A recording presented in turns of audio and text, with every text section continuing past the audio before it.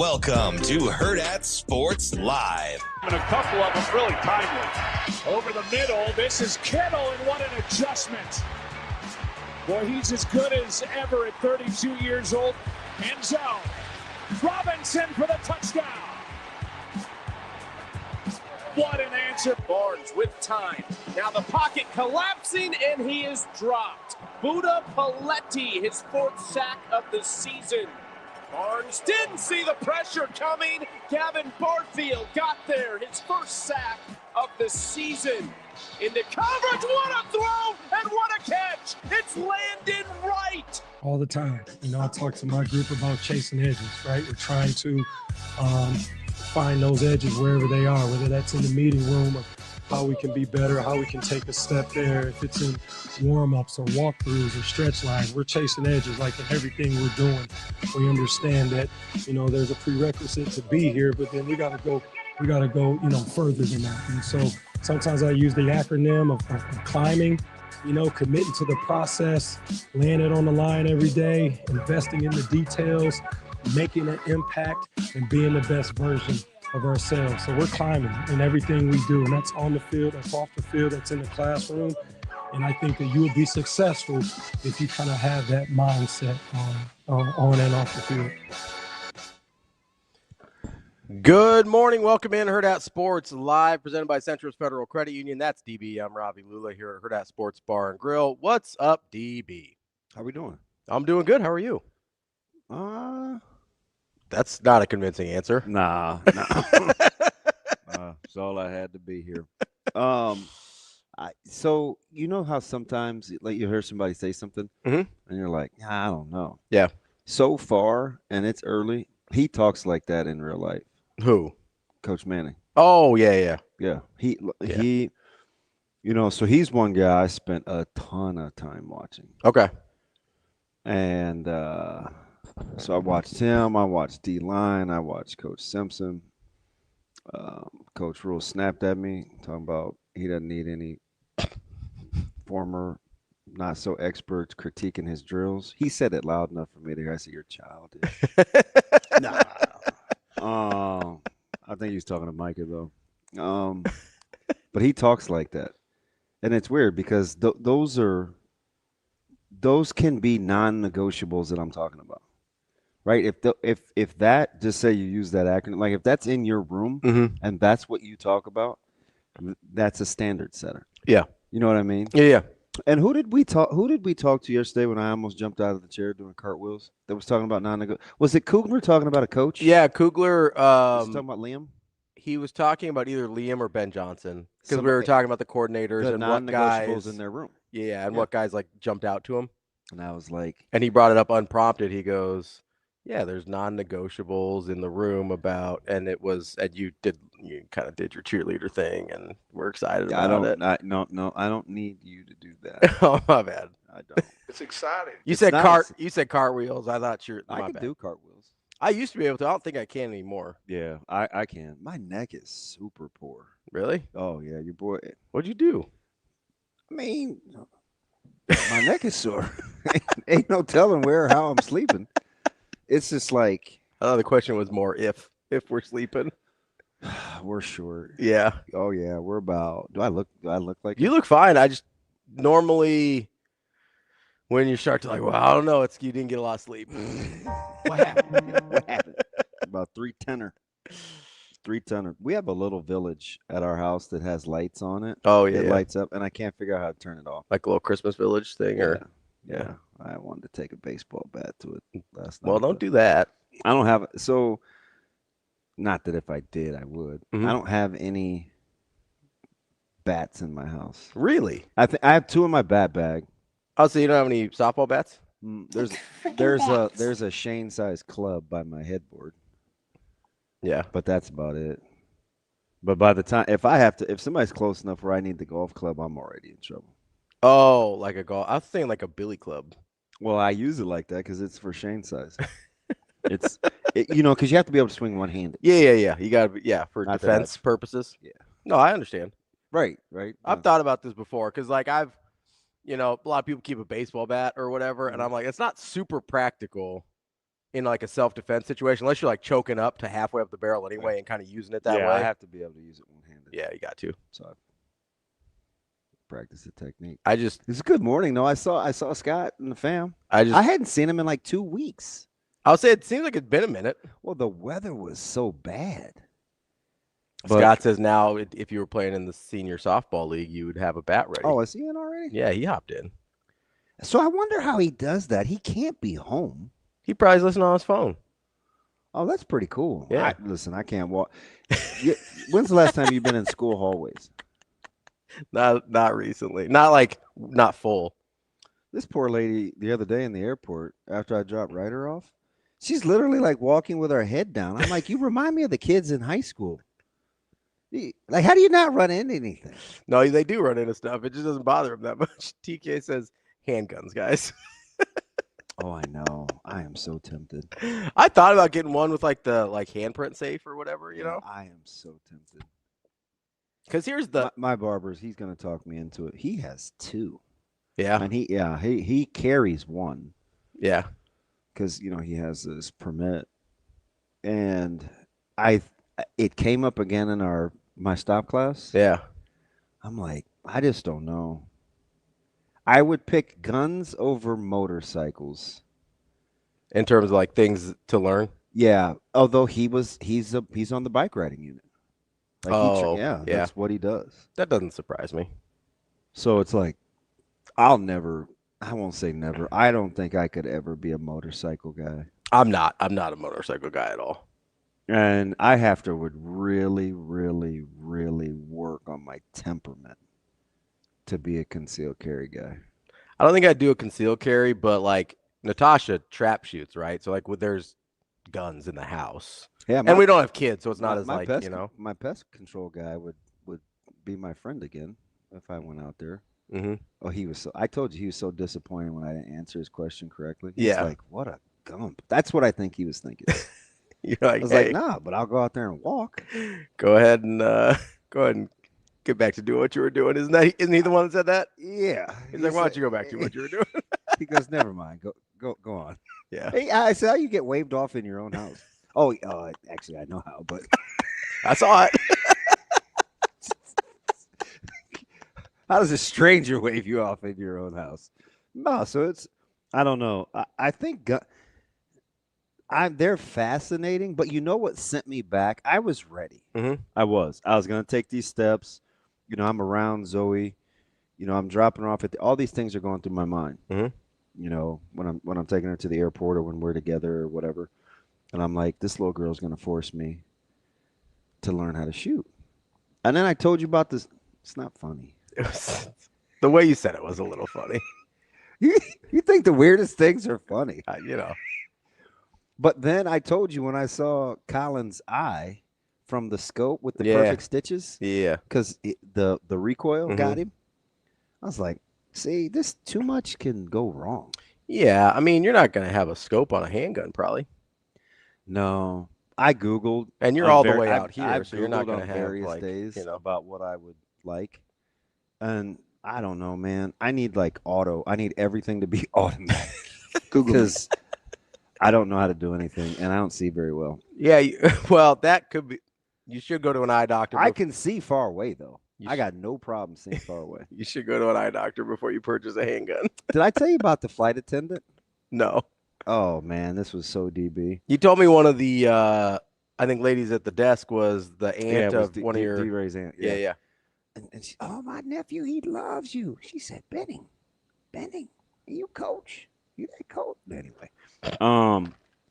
So leading up to this deal, I was kind of studying. I had printed out some things, and I was like, well, you can do this. You can get a pass. I want to be able to go back and board with her. Yeah. But I wanted a female. Oh, to walk with her or whatever? Yeah. And so I didn't know up until you get there. So the guy that I was helping at the counter, I was like, hey, unaccompanied minors, are they going first and this, that, and the other? The boarding pass is this, but do we do this? So he was totally my boy, right? Yeah. And so they called for, the passengers and people in wheelchairs and stuff. And so I'm down on a knee and I'm saying goodbye to Zoe and everybody's watching me because they're all lined up at Southwest. I'm like, oh my God, this is embarrassing. Don't cry, don't cry, don't cry, don't cry. You guys, we'll go up in there, man. Hang in there. They're like, he's the two dudes. One guy's blind. He's got kind of blind. He's got these crazy glasses on with a service dog, and he's consoling me. And I was like, shoot, man, it should be just the other way. You look miserable, but that's what I was thinking. I didn't say it. Don't say that. So when the attendant comes back to get her, it's the dude. Yeah. That I was talking to at the counter. And I was like, oh, man, can you not hear me say this? I go, oh, man. I said, are you it? This dude looked at me like, boy, didn't I just help you? Didn't I just walk you through everything about 30 minutes ago? Now you're hitting me with, am I it? You're like, this is what I get? I said it just on instinct. And I was so disappointed. And she looked at me. I looked at him. I was crushed. Yeah. He's like, no, I got it, sir. And I was like, can I walk? He said, no. This is as far as you can go. And I was like, oh, he ain't having it. No. I said, you're it? Yeah, I thought we were boys. Probably were until you were like, oh, you're what I get? Yeah. That's it? Speaking of boys, did Jacob end up staying in the lower bowl? Yeah. He went up to get food, and then he went down to get to his lower bowl section. Where was everybody? I know. You could hear there's promos all over the place to get tickets during this stretch. It's possible Utah Tech was not the hottest ticket in town. Yeah, they weren't good. Neither was Creighton for a bunch stretch there. I mean, it's a class. That's how it goes. I know. I mean, you saw the Nebraska, North Dakota. I get. I've seen. Listen, I remember like North Texas from 14. I understand this is the problem game. That's why they schedule Utah Tech and not anyone with a pulse. But like, how was your attention? Were you good with Creighton? And no, I was paying way more attention to the 49ers because it was Utah Tech. So I was much more locked in on the Niners. That's a shame that team could not win the division. The 49ers? That might be one of the better teams to not win a division. Yeah. And because the Rams' schedule is cow manure. Yeah. Yeah, it's terrible. Yeah, I mean, they play the loserest of the losies. I am actually weirdly proud of this 49ers team because they've gone through a lot this year. They have all sorts. Now they can't. They're civvy. They can't stop a soul. No, they'll make some havoc plays to try and make up for it. Like they've got some explosive ability on defense. But they can't rush the passer. Not consistently. No, they cannot. No. So I don't know about them in the playoffs. I don't either. But like, I'm really proud of how this season's gone. Oh, that's cute. I'm adorable. I'm proud. Hey guys, I'm proud of you. Why not? It's okay to be proud of people. No, they don't know me and I don't know them, but it's all right. Yeah. Can I say something positive? It's like when you maybe proud's not the word you would use, but you see teams where you're like, hey man, they're resilient. I kind of gravitate. Yeah, I've towards said that to adults and had to explain that I'm not being weird. I don't care if I'm being weird. I'll say what I mean. If you think I'm weird, say it with your chest. That's right. Like if I'll be like, I had a coach that used to say that. Hey, I'm proud of you. It's then all he good. asked me to bring him his playbook. I was like, oh. I'm just trying to be. Say it with your chest. No, I'm just playing. Don't say it with your chest. Actually, can you change your mind? I don't want to get cut. Can you change your mind? Say it with your chest. Oh, man, no. You don't have to say it with your chest. You could just like whisper it if you didn't want. You don't have to. Man, if it was like 15 years later and everything was electronic, I'd have spun the iPad at him. Take it. You should be like, can I just get that as a text next time? I don't need to hear that out loud. I had the 58-page 3-ring binder. No, yeah, I pretend to take it back. Here you go. Polly, it's like, here. Nope, got it. Yeah. It's fine. All right, so before your little Creighton Blue Jay extra hours hit with Jacob. Yeah. I don't know. We're not doing one this week because we got a short week. I told you guys you're going to win the next 5. Did you say 4 or 5? Did you say 5? I said 4 or 5 because I didn't want to take it past the break. Yeah. But then you looked at the schedule and you're like, why not? No, I agreed with you. The one that I couldn't remember if you included or not was Seton Hall. They'll beat Seton Hall too. I couldn't remember if you included them. That's why I couldn't remember 4 or 5. I don't know what Seton Hall is. I don't know what to do with that. The conference is down. It's dog poop. They're down. So you got the Xavier, Marquette, Utah Tech. That's 3. Seton Hall would be the 5th. Hey, so at what point did the luster shine Larry tape his buns together Breakfast Club? I don't know what any of those words in that sequence meant at all. Shane, do you remember Larry Luster? Wasn't it Larry Luster? Who was? It was the guy Emilio Estevez taped his buns together in the locker room Because he thought it was funny. I think his name was Larry. Was it Lester? Luster? Just something like that, yeah. Anyway, it's eons ago. But I got nothing for you. yeah, because you totally hate 80s comedy. I don't like 80s, especially comedies. That's correct. How can you go wrong with that movie? A Bender Christmas? Yeah, Banner Year at the old Bender House. What movie is that? Breakfast Club. Oh, yeah, I don't like that movie. Did I not say that? Oh, yeah, I thought you meant like a sandwich. You said Breakfast Club, and I thought sandwich. I was like, oh, I've never had a Breakfast Club sandwich before. I swear to I swear to you. What was that? Who was that? It's Stewie. No, you're being weird too. Nah. The weirdness is your fault. I forgot the story now. You know, you were talking about anyway, taping booty cheeks together for some reason. No, I was not. It was in the movie. Oh, okay. I was giving a brief snippet. Oh, okay. Not interested. How can you not like that movie? I don't even use tape. You big glue guy? No. Like Grant Gibbs or like Sam Hoiberg. Glue guys. Thought you were going to get into that eating reference where you went off during the podcast segment about me eating glue. Oh. Oh, that was so funny. I forgot about that. I'm such a prick all the time. I can't remember my level of prickishness. That's true. Ravi? It's hard to keep track. Got a lot going on up there. Wow.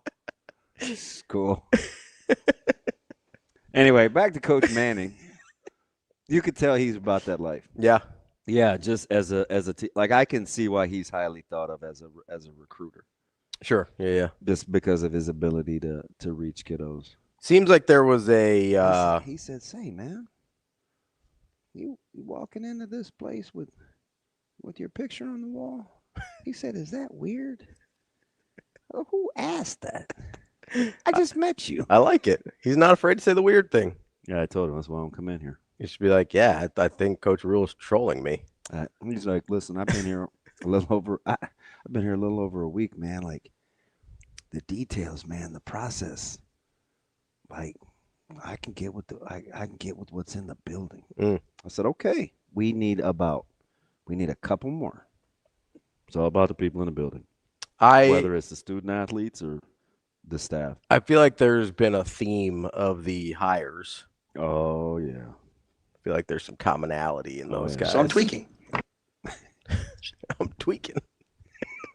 How's that go? So I'm tweaking. I'm just tweaking, right? Tweaking. You look like you got tased. Is Yes. that what tweakers look like? I don't know. I try not to spend a lot of time around tweakers. I usually walk the other way. I'm like, I'm cool. See ya. Like that, like, ugh. So I'm tweaking. I'm just tweaking, right? Tweaking. He's just like, nah, I'm going to go over here. Oh, that's where people are tweaking? I'm cool. I'm gonna go this way. Oh, that's fine. I'm not as empathetic as you, DB. So, like, you probably like walk over and be like, hey, can I help you out? Is there anything I can do? And I'm like, you guys stay over there. I'll go this way. And Yeah. never the No, that's ridiculous. Hey, can I just say this real quick? Maybe Scott's a better guy to ask because he's in the neighborhood. TK said they do look like that, so you nailed it. Oh, see, when TK's not killing me over text, he's very supportive. Thank you. What is he again? What did we call him when we got into primordial dwarfism yesterday? He's naturally leveraged. Naturally leveraged. Naturally leveraged. Yeah, naturally leveraged. Have you Shane, does anybody – so can I say this? The gas stations along 108th between Harrison and L. Okay, yeah. There's a bunch of them. They're very clientele specific. Have you noticed? In what sense? Like you're gonna see more certain people at certain ones of the. It's a Quick Trip, a QT, a Mega Saver. There's a Casey's and a Casey's, right? Yeah. They all have kind of their niche deal. So, Mike, before I get myself in trouble, I'm gonna go to Shane because he's a gas station guy. Shane, when you go to the gas station to get your snacks, which I did today, Is there a place that you like in particular, and why? There's two different places I like. Probably Convenience the most, but I mean the people that work there. That's Who? The people. At where? I said there's two places that I go to. Okay, can you say the name or no? They may hit us up. I'm not sure. I'm not sure what the one's called that I normally go to. It's the one down on 108th, and it's like I'm not sure what it's called, but there's a Casey's down the street there that I go to as well. Shane, how long you lived in Omaha? 25 years. You go to the same 7 places, right? Yeah. 108th and what? It's just right down 108th and I quit. Anyway, why do you pick that place?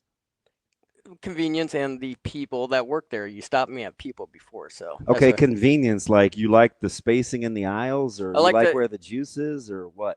Convenience just as in proximity to where I live. Okay. So what's wrong with the place directly across from where you live? That is hard to get across the Because street. you have to go across the You have street. to go and you have to wait for the light, and then you have to come back across the street again. Okay. So that's my favorite place to go to. is it, so it's not because they have particular things, it's the people. The people, yeah.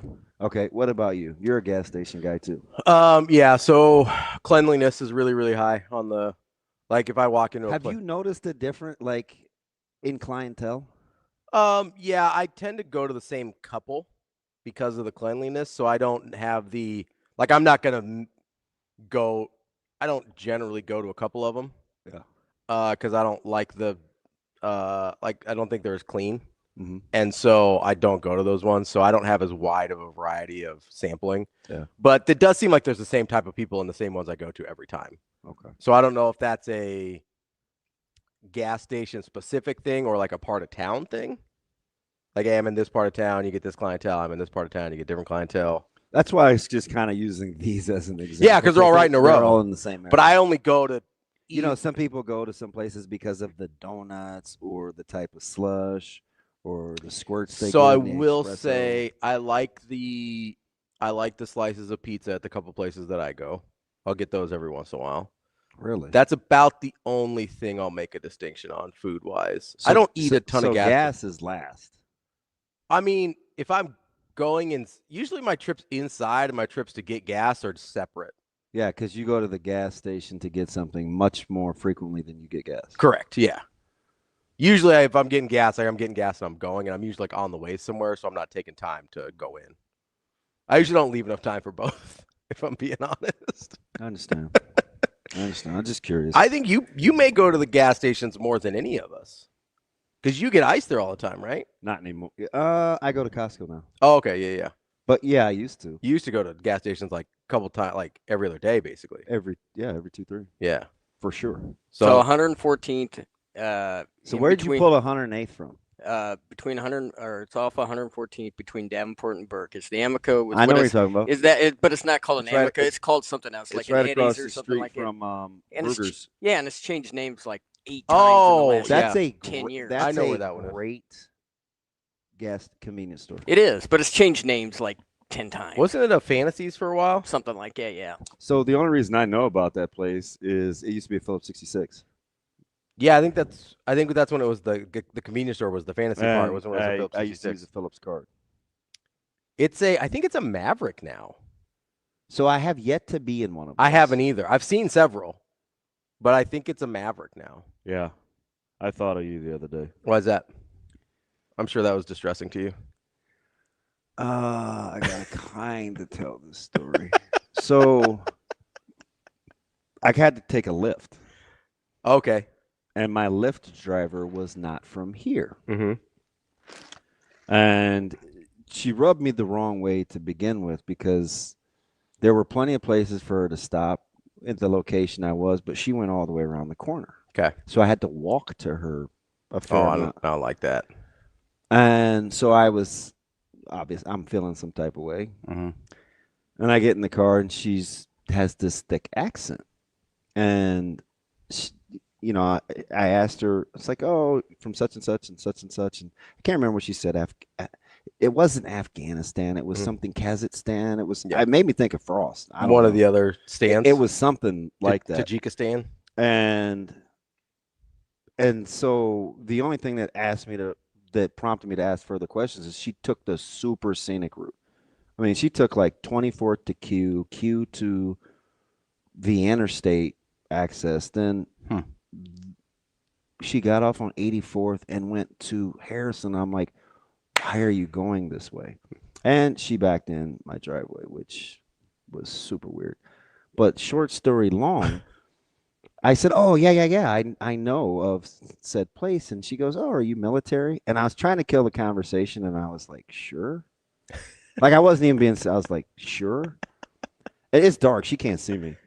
And she goes, by the time we got home, or the time that I got to my house, she was telling me about how some of her people, you're going to laugh.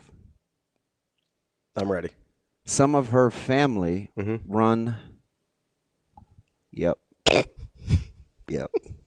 Mega Marts, Mega Savers. I was like, I staggered getting out of the car. I was laughing so hard. I go, you don't say. All I could do was think of you. She started going into detail, and I was like, oh, my partner's, he's told me. I'm well aware. And I didn't believe you. It's a family business. That's all I've said. It's a family business. That's all. I laughed for 5 minutes. So my wife actually really likes those places because they have different snacks in there. They've got some like weird Eastern European, Western Asian snacks in there that she likes a lot. Yeah. And so she'll like go out of her way to find those places. Dude, the one on 144th and Blondo was fire. They just redid that one, didn't they? Yeah. Yeah, that's like brand new. So when I lived on that side of town, I mean, and you wanted like a knockoff pretty good gyro. Yeah. That was the spot. Yeah, she gets like they do something with jars or pickles, or I don't remember. There's something that Natasha likes that I Can you I wish you could look up, like, reinvestigate the route she took. It doesn't show on your app. It might. Well, it might show on your Lyft app. I'm like, who does this? I don't remember. Yeah, it was it's a nice family-owned business. Yeah, man, I was in tears. That's no, I don't. So their food selection isn't generally what I go for, and so like I like the Casey's pizza. I like the QT pizza. Can I ask one more question? Always for our stream, since this is a sports show. Yeah, of course. Or are you asking me? Does anybody win when people sit down and play those games? Oh, like the slots? Yeah. I don't know. I do see people play them all the time. Also, I'm wondering, and it doesn't matter the time of the day. I see it at least 2 or 3 times a week. Isn't that wild? You know, I've never Are they winning? I've never thought of somebody who's winning. I have thought to myself, like, did you come here just to do that? Or were you like, hey, I've got 10 extra minutes while I'm getting gas. Let's play some slots. Like, how do you end up in that spot? I don't know. You know what I mean? I don't know. And I'm typically could be a lunch break for somebody. And if they work across the street. And I much rather talk to strangers that don't recognize me than just in general public. Yeah. Because I don't mind that. Yeah. Right? You just don't like when people know who you are. I do want to ask, though. Like, hey, what are you doing? Have you won yet? Is that what you want to ask? You just want, have you won yet? Yeah. Like, I would just want to say, do you win? The one guy that I wanted to ask the other day, I had to go by there to get, I wanted some trail mix, and it kind of backs up into that aisle. Yeah. And I felt like I gave myself away because I was going to walk through where his back was to the aisle, and I was like,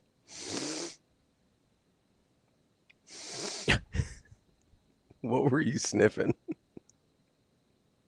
I was like, pass. Oh, you don't want to talk to that guy? Pass. I mean, huh. I mean, if my man used degree, they were varying. I was like, whoa. And so when he looked at me, he's like, you need to get by. And I was like, no, I'm good. I said, I'm just, I don't quite know do I want the spicy or the Cajun? Yeah. And the guy at the front, he's like, oh, we got the good ones on the other side. I was like, my man, Matt Coatney, you betcha. Bailing you out. Yeah. I was just curious. I need to do some studies on gas station life. I would have to imagine. Do you know who always wins at those phony fake slot things?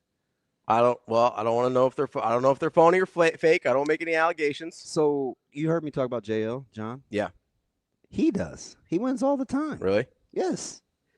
We would travel and we would take a stop and he would put something in those machines and he would always win. Yeah. Yeah. Mark says he won $200 off one of those machines at a gas station once. That's great. So how do they pay you? I don't know. Like on a card, maybe? I don't know. Because if you go to the casino, I don't know how all of them work, but a lot of them don't do like the coins anymore. It's like all on a card, right? So it like just reloads your rewards card or whatever. I don't know how it works at the gas station ones. Yeah. I've never. He said they hand you money. TV, do they? Maybe. Like if you're under that wasn't even that funny. I was laughing at something else. Oh, sure. Yeah.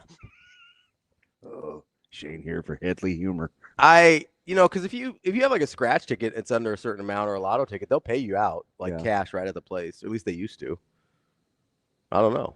Interesting. I mean, they're not like carrying the 1.6 billy in the back or anything, but Matt said, "Yeah, they hand you money." I must be really stupid.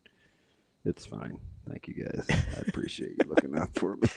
Dank says, "Dude, if you buy a scratch ticket and scratch it in line, I will instantly see red. You have 30 seconds before I say something. I'm a menace in line."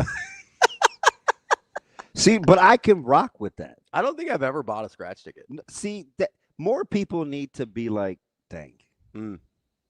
Because at least he needs other people to be as self-aware as he is.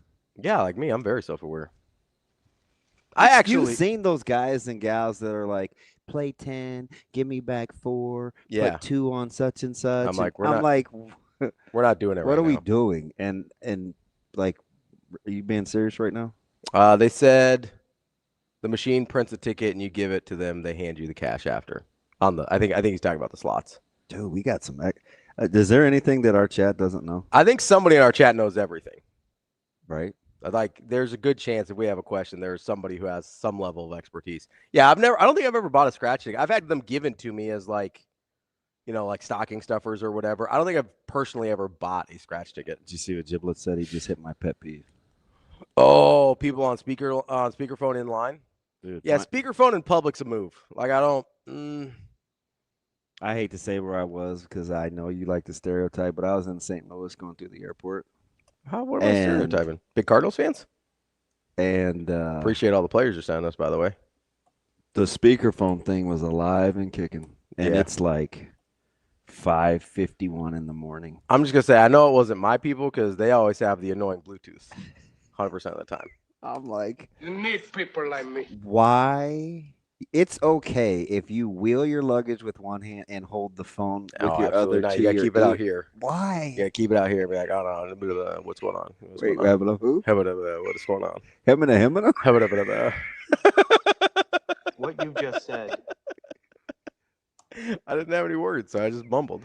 Start like the beginning of a prayer. Whose?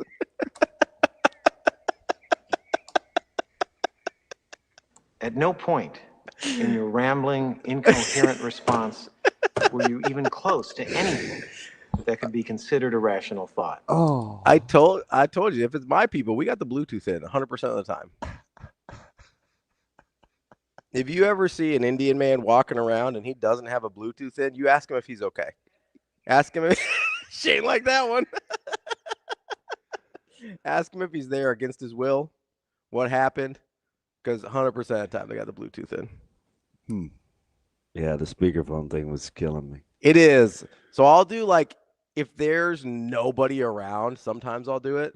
But the instant I see any person, I go to the ear. All right.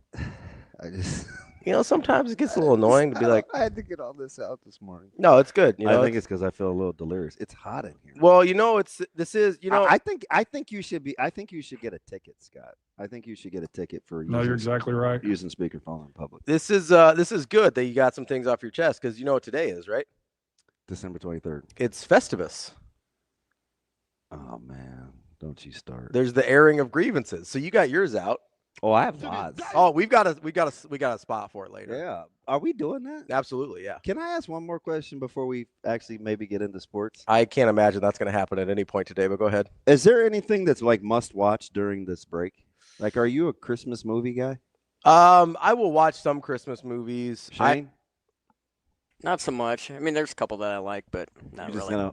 just gonna cozy on up and read some new comics? Yeah. Howard the Duck? Yeah, probably Christmas issue. I so believe you. No, there's a couple. So my wife grew up watching White Christmas. So that's, of course. Why is that? Well, nobody makes movies called Black Christmas. There actually is a movie called Black Christmas. Is it a horror? It is a horror movie. Shocker. Black is bad. I didn't name it, nor did I make it, nor have I watched it.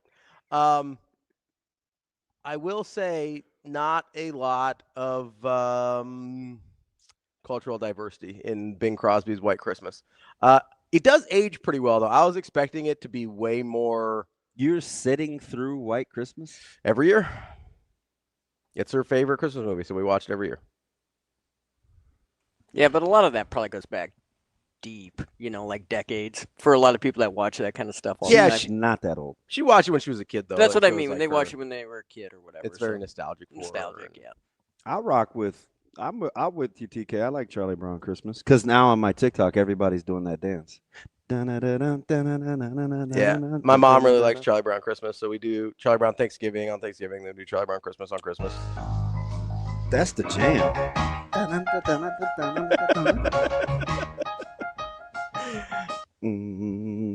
I love that show. That was my brother's jam. Terrence, I don't think they do have any house cleaners in that or butlers in that movie. I don't. He says White Christmas probably has some house cleaners or butlers when I talked about cultural diversity. He said that. I did not. I'm answering. I believe the only person that does any cleaning in that movie is a former. Yep, Headley. I'm embarrassed to admit I practiced it too. Is a former general, and he's white. The Charlie Brown dance. I'm gonna show you. I'll show you that. Yeah, Dance everybody's doing. I haven't seen it. I really haven't, dude. It is fantastic. You just have to have loose legs. Yeah, got dead legs. No, so we'll do that. I watched. So all those claymation ones are on. So yesterday Rudolph was on in the daytime. So I liked Rudolph a lot when I was a kid. The claymation one. I don't think you can make that now. They were totally discriminating against dude. And I don't know why his voice was like this. He's like, "Oh, she said I was cute. She said I was cute." And it's like, ding. It's like Rudolph. How does that go? That was his voice. It was nasally and wimpy. They made it seem like a gump. Well, they gotta. I was like, oh, they're kicking the kid out with the red nose. They gotta play up the sympathy factor, so you feel bad for him. It's one of the few early movies where it was cool to have a black nose. I liked the claymation ones when I was a kid. With like Klaus and had the metal robots. Yeah, I don't remember the metal robots. I like the Heat Miser, Cold Miser one. Yeah, that one's good. Is that the Year Without Santa Claus? I don't remember what that one's from. I'm Mr. Heat Miser. You don't remember that one? I know that one. I just don't remember what movie that's from. Shane, that's all you got? The Year Without Santa Claus. I can tell you that was in Batman and Robin because Arnold was singing that song because he was Mr. Freeze. That was not a good version. Not helpful at all, Shane. It is The Year Without Santa Claus. Well, does this help? See the little legs. My family really likes Muppet Christmas Carol. So that one's great. I like that one. Muppet Christmas Carol is pretty good. It's a very faithful retelling of the. If you're gonna go cartoons, you got to go Grinch and you got to go Frosty. Those are the two best. So why is the Grinch so popular now? I don't like the Grinch that much. That's weird. That's popular. Or I don't like it. That you don't like it. You have some similarities. Maybe a lot of people don't like to watch themselves on screen. So. Why is the Grinch is everywhere? Mm-hmm. Well, they've made like 8 of them, so I think it's just always kind of recycling. Yeah, the Jim Carrey one. I rock with the Grinch though. It's fine. It's fine. The cartoon was just on. So there's like a newer cartoon now too, like a relatively recent one. I think it's got Doctor Strange is one of the voices. I think he's the Grinch. The guy that played Doctor Yeah, Strange? Benedict Cumberbatch, I think. Is that his name, Shane?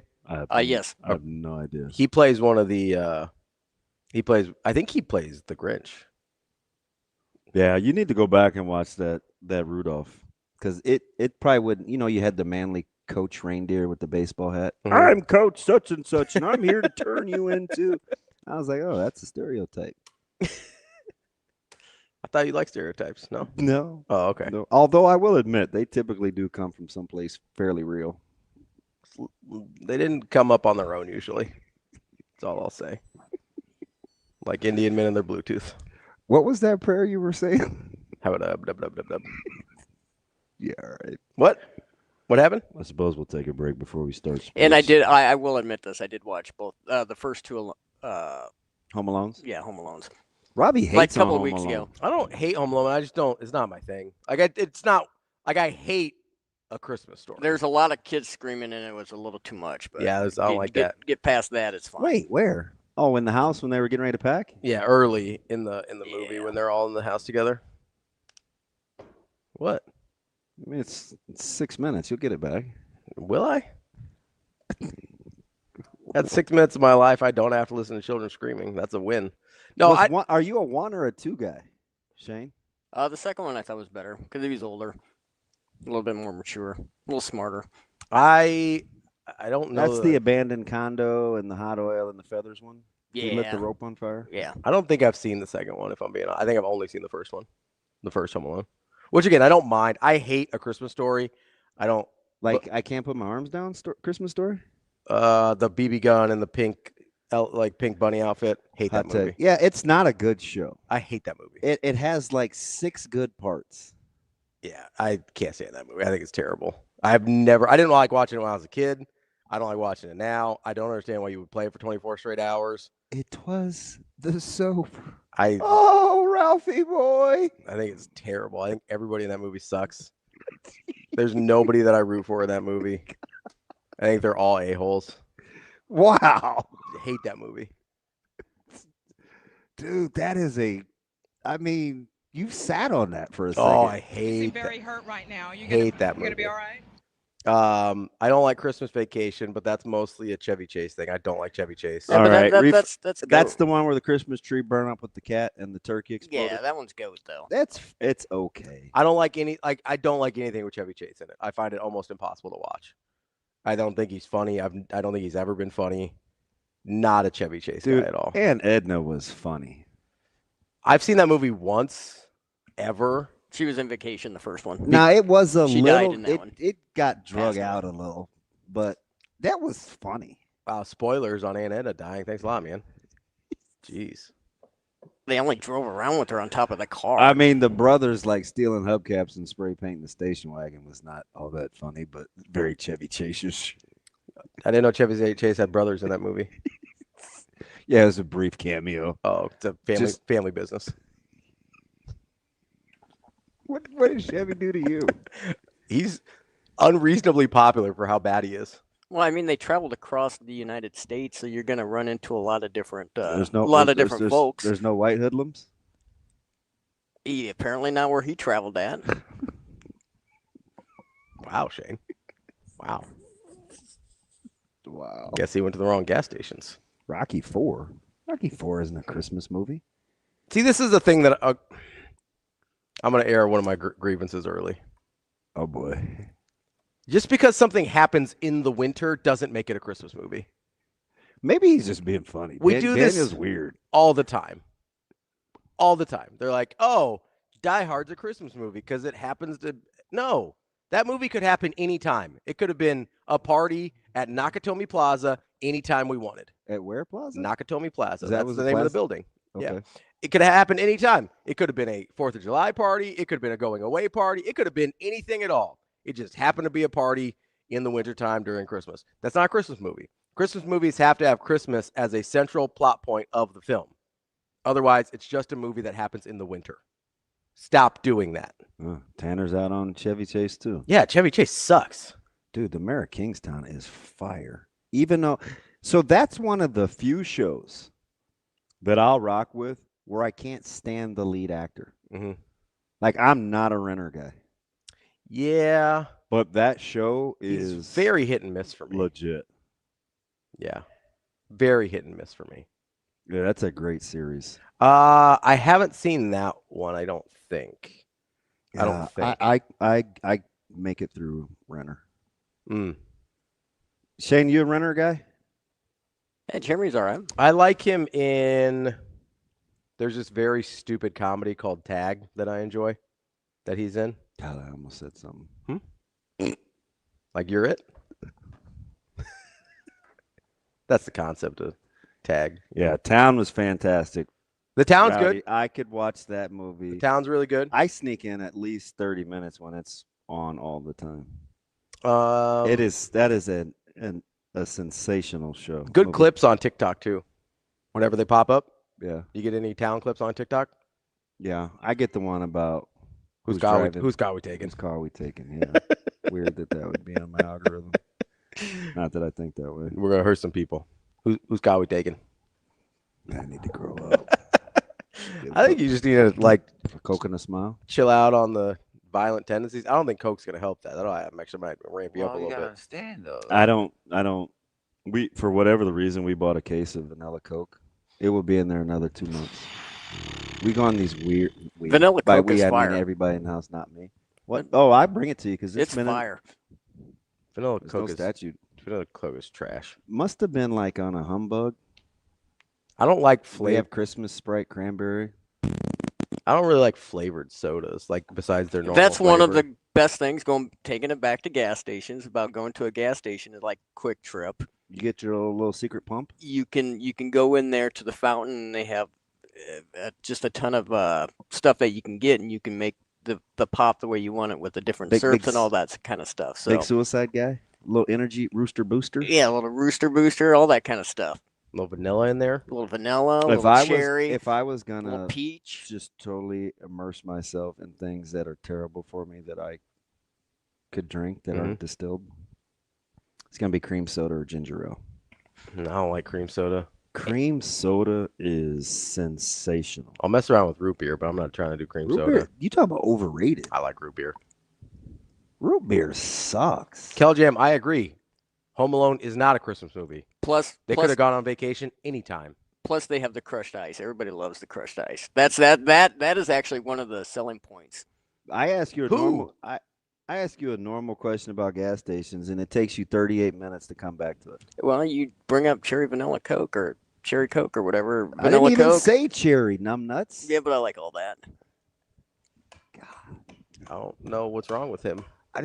So the DJ can't spin. He's too little to choke, but sometimes it's just like. He touched it. He touched it. Ginger beer is not great. Daniel, you're the king of terrible takes. Although, full disclosure, we have sampled every kind of ginger beer that this city makes, so it's very annoying to me. Shane makes a great point there. I can't stand ginger beer. Die Hard is about family redemption and sacrifice set on Christmas Eve at a Christmas party. It's a Christmas movie. Those things could have happened at any time, Shane. Are we getting? Yeah, but no, they. Are you our Shane? No, Shane Jensen, 3050. Wait a minute. What's wrong with my food takes? I eat like a regular person. And I don't tell you how you could eat. That's Happer. He's the worst.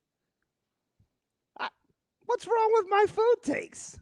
Does he mean food storage or food takes? My food storage is a little I would say your taste is actually very good. It's a little bougie. He said everything is wrong. Damn. I think. Do you like protein, Jim? Do you like cheese? I think you have very good taste. I think you have a good palate. Unless I know when exactly you made the food, I'm probably not going to eat it at your house. He said eat like a regular person. You don't even... Remember when I said I liked him? He's not wrong. He's out. I eat mushrooms. I eat raw carrots. I'm just not going... I will never eat a cooked vegetable. I'm just not going out of my... I don't like cooked vegetables either. I eat raw carrots all the time. I do really like I do. I haven't had a cooked vegetable in years. I do really like salads. I like salads a lot. See, you got all these people on the unrefrigerated shrimp pizza. It was so overblown. It's not even funny. It was one night on the stove and a full day. Technically, no. You said I made it at night. Okay, you're making them at night. It didn't. I ate it around 6. It didn't go in the fridge. Okay. I ate it the next night. Yeah, so that is a day, a night, and a full day.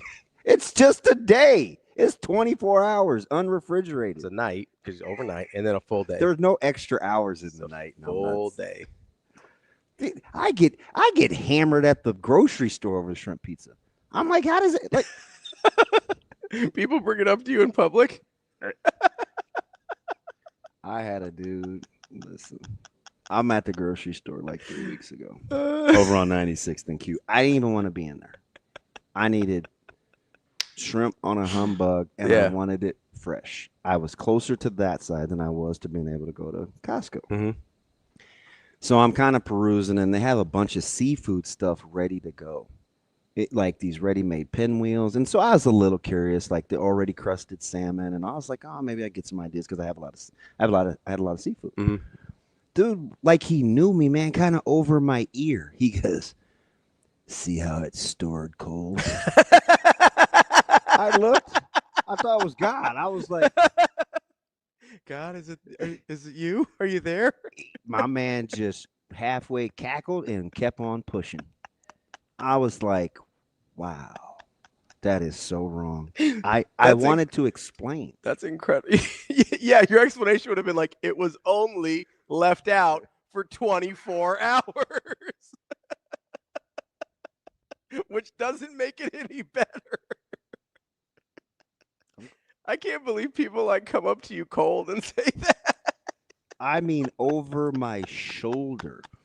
And my favorite little deli lady that works there, she's an itty bitty thing. She's a huge Nebraska fan. She asks me like the same 6 things every time I come in there. Mm-hmm. And I go, and I looked and I paused, and it's only about from here to that TV from the deli. Yeah. And she goes, DB, everything okay? You look lost. Because I was like, who does the snarky walk by? And it's your fault. You totally blew that thing. So maybe me and Kale can't kick it. It is my fault, and it's kind of feeling like we were boys. One of the things I'm most proud of.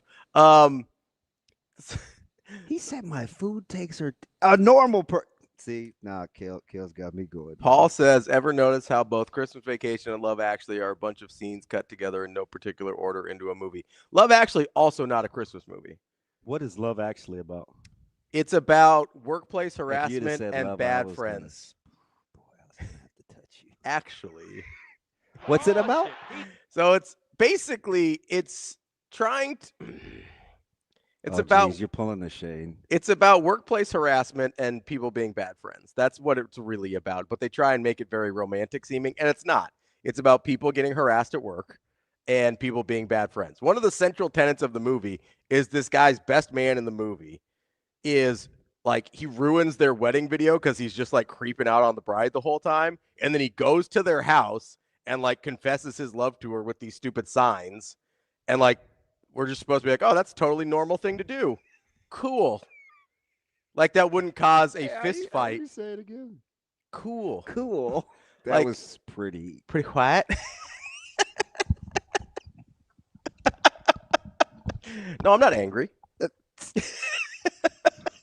So, and then you've got there's like 4 different storylines.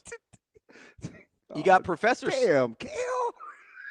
You got Professor Snape up in there creeping on his secretary. And Who's Snape? He's in Die Hard. He's the villain in Die Hard. I can't remember Die Hard. It's what's his name?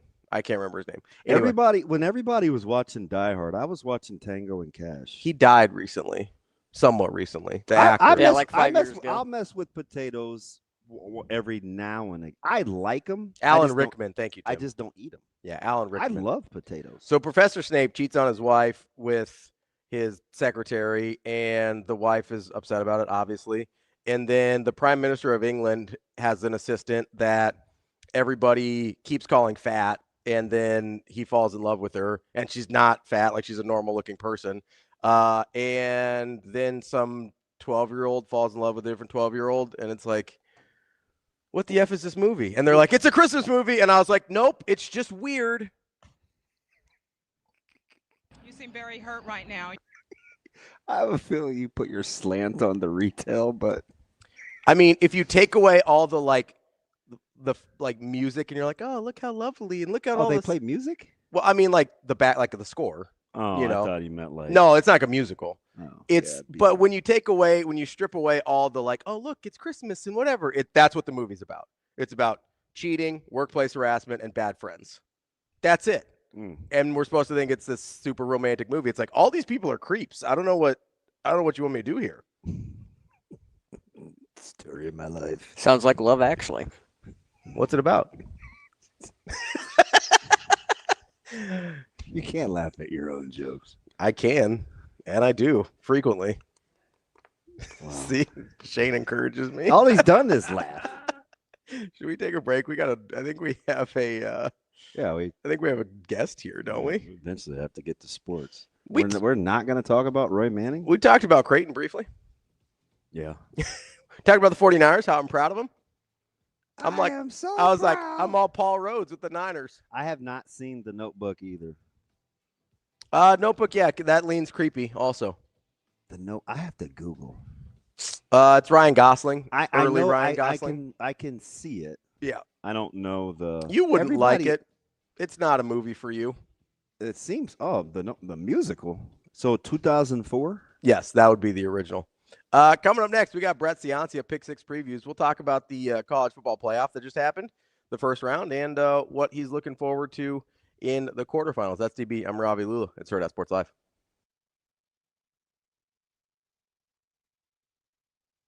Edwards Ram and Jeep brings the Wrap Up the Year sales event to Village Point and Council Bluffs. Lease the 2025 Ram 1500 Bighorn 4x4 starting at $199 a month or get $18,000 off MSRP.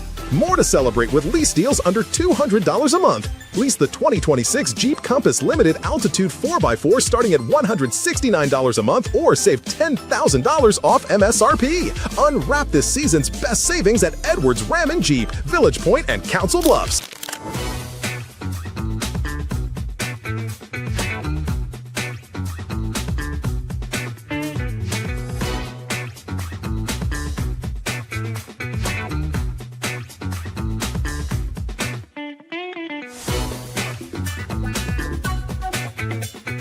Yeah, I mean, we had a very specific goal for paint touches in this ball game, and it kind of, I thought maybe we were pressing a little bit once we knew they got into a little bit of foul trouble in the first half in their forward position, and so I thought then we were kind of trying to maybe force that a little bit with a little less movement offensively to try to get to those paint touches, and I thought they were pretty aggressive about showing some double teams and help down in there, and when we finally kind of settled in, made them work a little bit, got pretty good pace in that fourth quarter, then the second half, our paint touches goal was a lot more close to what we were looking for.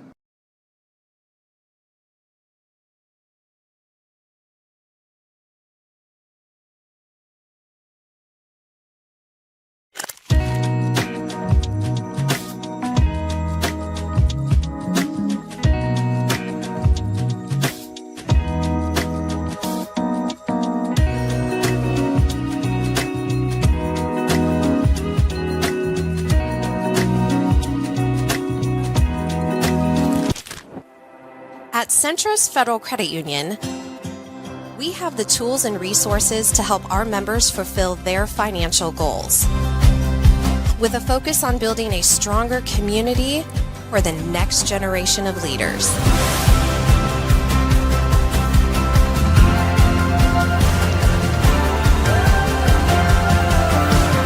Centris Federal Credit Union. We are where you are.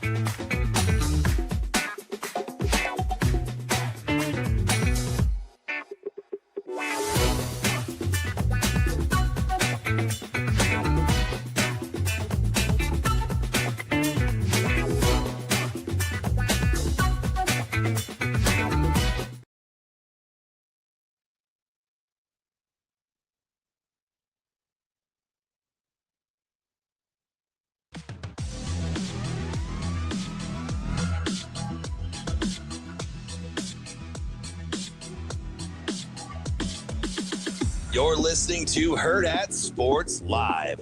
Now, the owner of Pick Six Previews, Brett Ciancia. Then a pass is picked off. Pick six. Pick six to the checkerboard end zone. Pick Six Previews, the #1 most accurate college football preview. Go, big man, go. It's a pick six. Pick Six Previews with Brett Ciancia. Pick six. Pick six. Give me all of it. Here is Brett Ciancia. Welcome back, Hurrdat Sports Live, presented by Centris Federal Credit Union. That's DBM Ravi, Lulla here at Hurrdat Sports Bar and Grill. We are joined now by Brett Ciancia of Pick Six Previews. Brett, how are we doing this morning? Hey guys, doing great. Thanks for having me on. An early Merry Christmas to all the listeners. And yeah, we got a lot to break down. You got playoffs, you got bowl games. Ready to break it all down for you guys. So, B, I want to rewind a little bit because we kind of hem-hawed around, the 12th team, the 11th team, this, that, and thankful for your mental health. You took a couple of weeks off from talking to us. So I got to revisit how you felt about two group of fives versus what's your philosophy on best in, do one, auto qualifiers? Like in an ideal world, what would you like? Yeah, well, I think in an ideal world, if you're going to go with the 12-team bracket, I think you want access for a G5 team, a non-AQ team, if they truly have a special season. And we've seen these over the course of the BCS era and the playoff era where you have, say, a 13-0 Boise State who's beat a couple ranked teams and, maybe beat a Power 4 team in the process. Those TCU teams under Gary Patterson were special. Maybe even a Colt Brennan Hawaii team that went undefeated with the Heisman candidate. But these two this year didn't really have that. I mean, they lost their Power 4 challenges. James Madison lost to Louisville by 14. Tulane already lost 45-10 the first time to Ole Miss. So I didn't feel that there was any special G5 team this year. And I think that in some years you might not have that. So I was okay if we would have gone without the G5 this year. Definitely didn't need two of them. And that goes down to a bylaw that they had in there where the top 5 conference champs make it, rather than say the top 5 conferences be represented. I think you could have gotten around it by having Miami as your ACC rep instead of Duke. So yeah, a lot of issues with it this year. It ended up blocking Notre Dame from the bracket, a team I think really could have won a national title. They were rounding into form as one of the strongest in the country. So that's where I would stand with it. You don't have to have one every year, but make it possible if it really truly is a special team to have a chance. Isn't the problem with that scenario, though, Brett, that we'll see the exact same thing that we had happen with Alabama happen pretty much every year, where we talk ourselves into a 2 or 3 or who knows however many lost power conference team? Like, they almost have to force you to include a group of 5 team if you're ever going to get one. Yeah, I think so. But I mean, in other years where there was a real G5 team, like what was Boise ranked last year? I think they might have placed into the top 12 on their own merits. I'm not sure. I'll double check, but I know those old Boise State teams in the 2000s and the TCU teams and even Cincinnati back in, 2018. They were able to make the top 12, the top 4 on their own merits. So, if you have more of a transparent ranking system and give them away that way, that, hey, if you go undefeated or if you're 12-1 with a couple Power 4 wins, then there's definitely a clear path in there. But I think forcing the requirement, I think, I don't know. I get what you're saying, though, because behind closed doors, they might always find a way to block them. So I guess you got to just edit it so that you can't get 2 in there. How about that? I mean, in a year like this, there's no way that both those had to be in the bracket. Don't you want to see at least another year or 2 to kind of collect data before we make any wholesale changes? Because I just have a feeling that the market is going to overcorrect too soon. Yeah, that's been the case really since the polls era, since the 90s. It was always an overcorrection. It was, well, the pollsters are biased. We need the computers. Let's do this BCS formula that no one understands. So then that was the problem. Then it was, hey, this computer doesn't make sense. Let's bring pollsters back into it. And then 2 wasn't enough and 4 wasn't enough. Now they're talking about 12 not being enough. We need 16. We need 24. I agree with you. Let's take a deep breath. Let's pause where we are with 12. In fact, you know me, I'd rather go back in time a little bit, shrink this thing a little bit, but I know that will never get passed through with the TV money being generated. So realistically, yeah, let's stay at 12 for a while. And, maybe the answer to all of this problem this year was really the ACC's tiebreaker scenario or the way that they determined their champion, because really Miami's the best team over there. it was ridiculous. You had UVA versus Duke playing in the conference title game. You could have avoided a lot of this problem if had Miami played against Duke or UVA, won the game, gotten the automatic bid, and then you're talking about Notre Dame being in the bracket instead of Tulane or JMU. Can I make the argument to you that the real problem here was the inclusion of Alabama? Like, did you think that Alabama deserved? And listen, I agree with you that 2 Group of 5 teams did not need to be in. But the real problem with the Notre Dame part of the scenario, like Alabama came limping into this playoff and were given a spot kind of despite getting their head kicked in by Georgia in the conference championship game. It seemed that, if I'm correct here, I think every other team was penalized at least a spot for losing their conference championship game, and Alabama was not. Like, isn't that sort of where the problem starts? Yeah, I mean, it's a tough situation. How do you evaluate a conference title loser? We've talked about that for years, where had they lost some other tiebreak scenario and not even played in the game, would they have made the bracket 10-2? I think definitely. So do you penalize them for losing the game? I think you kind of have to, in a way. You watch the game happen. It happened, and they lost by 21 points to Georgia. But it's a tricky situation. You look at some examples last year, SMU, and they did not have anywhere near the resume of Alabama, but they went and lost to Clemson in the ACC title game, still earned a spot in the bracket despite the loss. But then you see the flip side this year with the BYU, who goes 11-2, both losses to Texas Tech, number 4 in the country, and they're thrown out of the bracket. So maybe some consistency or some statement about how they're going to treat conference title games going forward, especially how they treat the loser. If you look at Alabama's resume, though, they deserved it. I mean, they had beaten Georgia earlier in the year. They beat Vanderbilt by 16. They beat Mizzou and Tennessee, who at times were ranked. Lost close to Oklahoma. That's a tough one, but they had some signature wins on the season, and I think they were definitely deserving of a spot, in my opinion. And they went out and proved it against Oklahoma, won the rematch. Overcame a 17-0 lead, and now they got a shot against Indiana. How the what ifs, man. Punt a ball and catch a pass. That game is so interesting for the future of Kalen DeBoer and how we view him based on how that game played out, I think. But let me ask you something, Brett, because Miami's kind of like my Illinois college basketball of the sport, where I love Illinois almost every year, and then I say, yeah, but this whole Underwood thing has been a thorn in my side. I'd make the case. I said this to Ravi a couple weeks ago. Every time Miami takes the field, they could make the case that they have the best offensive and best defensive player playing in said game every game they play, whether it's Tony, 2 first-round offensive linemen, and, of course, Bain defensively. So when should I or do I need to get over the Mario Cristobal thing? Because clearly – this team is extremely capable. I know they're catching a big number against the Buckeyes, but they can match up in the trenches and on defense. It will be hard on sand. Yeah, it really will. And when I wrote the preview for Miami versus A&M last week, I talked about lines of scrimmage, and they really stood out, both sides of the ball. I ended up picking Miami. They proved me right there. I don't know what to do with them this week because they're going up against a tough counterpart here with Ohio State. But Reuben Bain against a solid A&M offensive line, he took over the game. He had 3 sacks, 4 tackles for loss, blocked that field goal early in the game, which ended up being crucial, those points. He's a game wrecker. They have other guys too, Akeem Mesidor, Bissant at linebacker, Keontae Scott. There's so many. Secondary's healthy now. Yeah, secondary is healthy. Now they're going to be tested like they were last Saturday against A&M because you bring in Jeremiah Smith, Carnell Tate, Max Clare at tight end, and Julian Sand, who, I think that Marcel Reed has more mobility, and he showed that in the first half, but Sand has more pinpoint accuracy. He's on pace to set some completion percentage record. And so I think you're going to get more. Reed left some yards out there, didn't he? Yeah, and the first half he was crushing them with his legs, but then he ended up missing some open throws, got a little bit shaky, and credit Miami's defense for taking out that quarterback run game in the second half.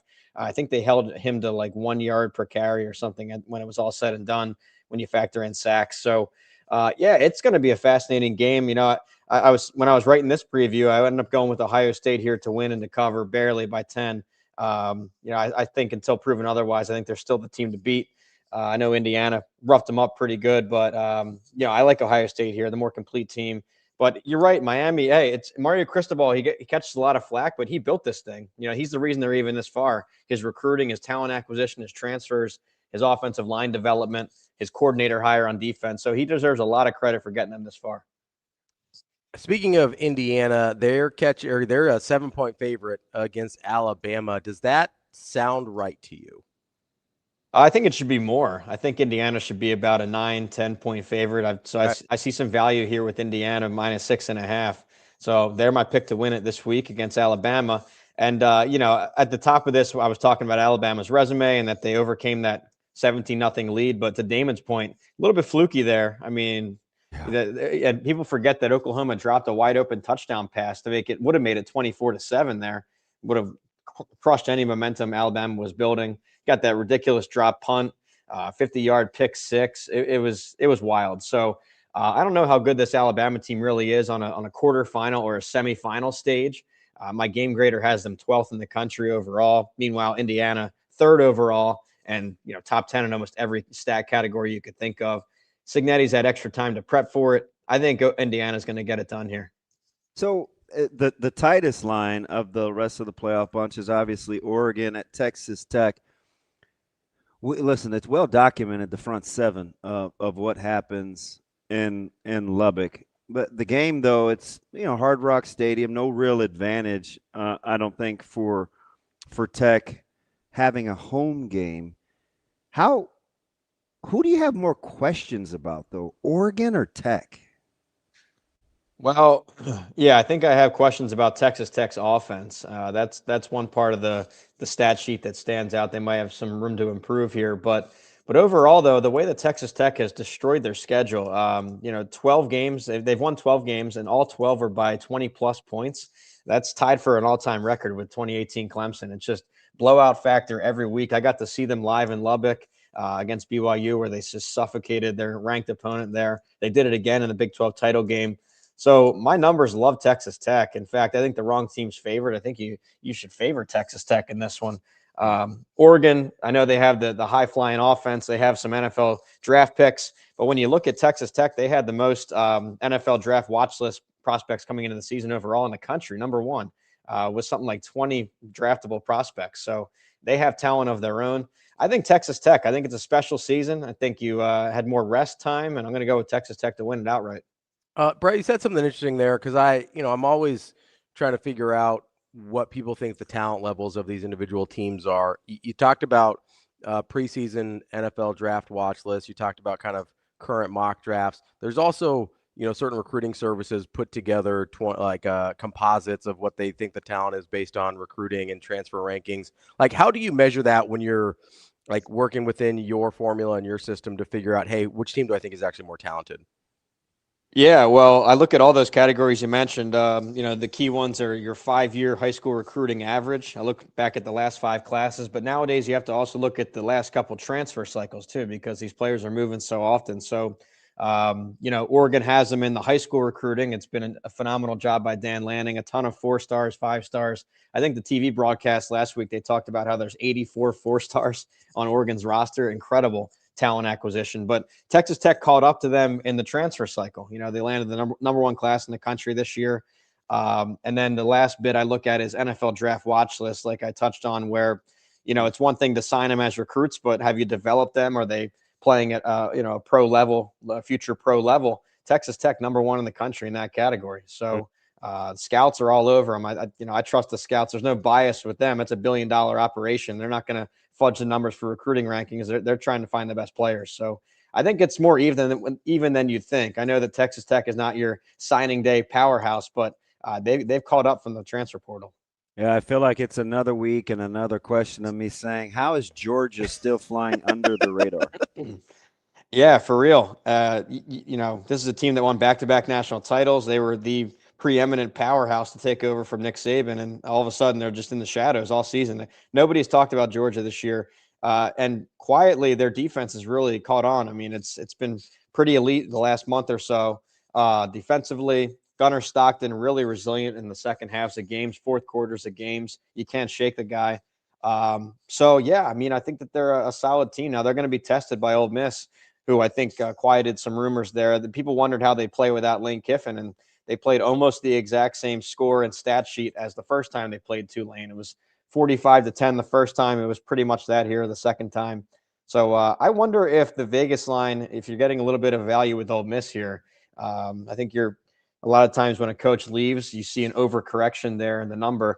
So I think this is more a toss-up game, maybe Georgia by a field goal. So to see it come in -7, I think that's a little high in this one. It's going to be high scoring. I'm thinking maybe go Ole Miss +7. Brett, which quarterback head coach combo do you trust the most of the teams that are left? Well, it's kind of hard to argue with Indiana. I mean, you have Curt Cignetti, who has led the biggest turnaround in college football history, arguably, in terms of from the losingest program in history up to a playoff contending undefeated team, and then the Heisman winner. So it's really hard to argue that. But maybe second, you'd go Kirby Smart with Gunnar Stockton, because Stockton, like I just said, has been so resilient this season. Kirby Smart, a multi-national champion player, coach for Georgia. So that's probably the two I'd go with. I'd like to say Ohio State too with Ryan Day and Julian Sand, but he had a tough outing against Indiana, and I want to see them open up their playbook more like what they did last playoff bracket, where it was more downfield shots, more vertical passing. They reverted back into their shell a little bit against Indiana. I want to see them get back to the downfield passing. Can I ask you, can we move away from playoff here for a second? And I do want to ask you about Nebraska and Utah. I find this matchup super interesting. You mentioned sort of the coach in flux situation with Ole Miss. Utah all of a sudden finds themselves. I was joking when I talked about that a couple weeks ago.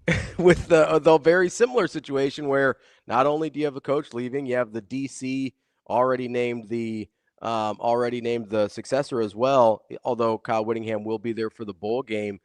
Is there anything interesting to you about that Nebraska-Utah game? Yeah, well, you touched on it there, the coaching carousel deal where Kyle Whittingham, one of the longest tenured head coaches in college football, is stepping down.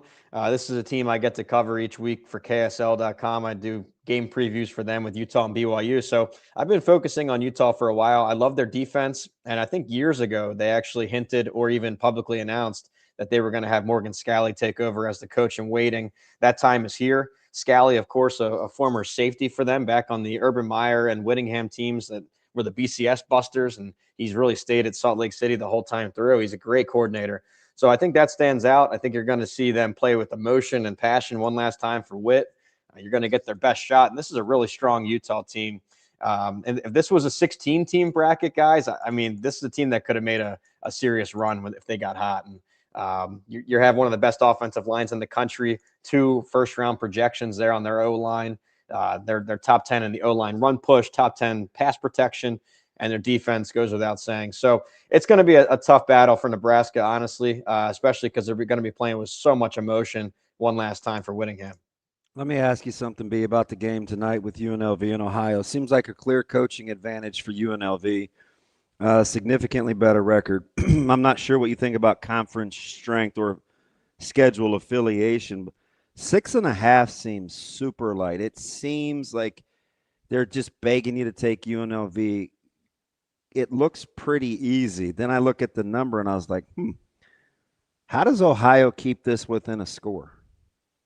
Yeah, they're going to have to play sound defense, red zone defense, all those sayings you always hear.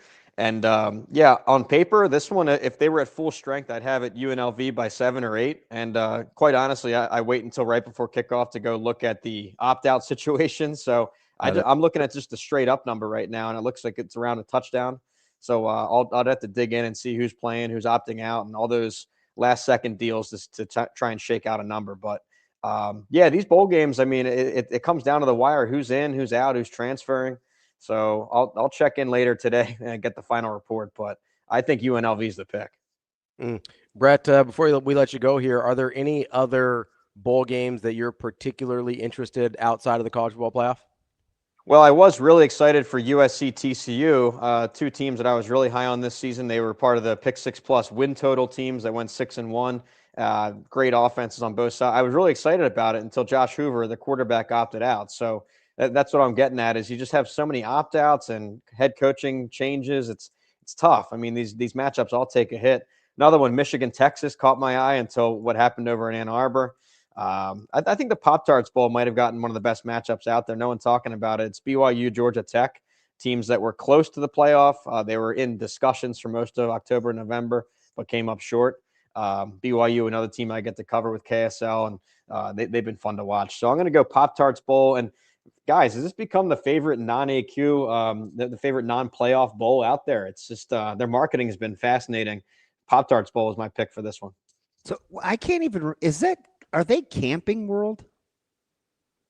Yeah, it's the old Florida Citrus FCS Sports, Florida Citrus Sports. So they run the weather won't be a factor. That'll be good. They run the Cheez-It Citrus Bowl as well. So they've really mastered the marketing down there. But yeah, it's in Florida. It's going to be good weather. It's going to look like a bowl game. They have the Pop-Tart themed helmets with the sprinkles on the logos. It's that's the kind of stuff you get excited for now before the playoff starts.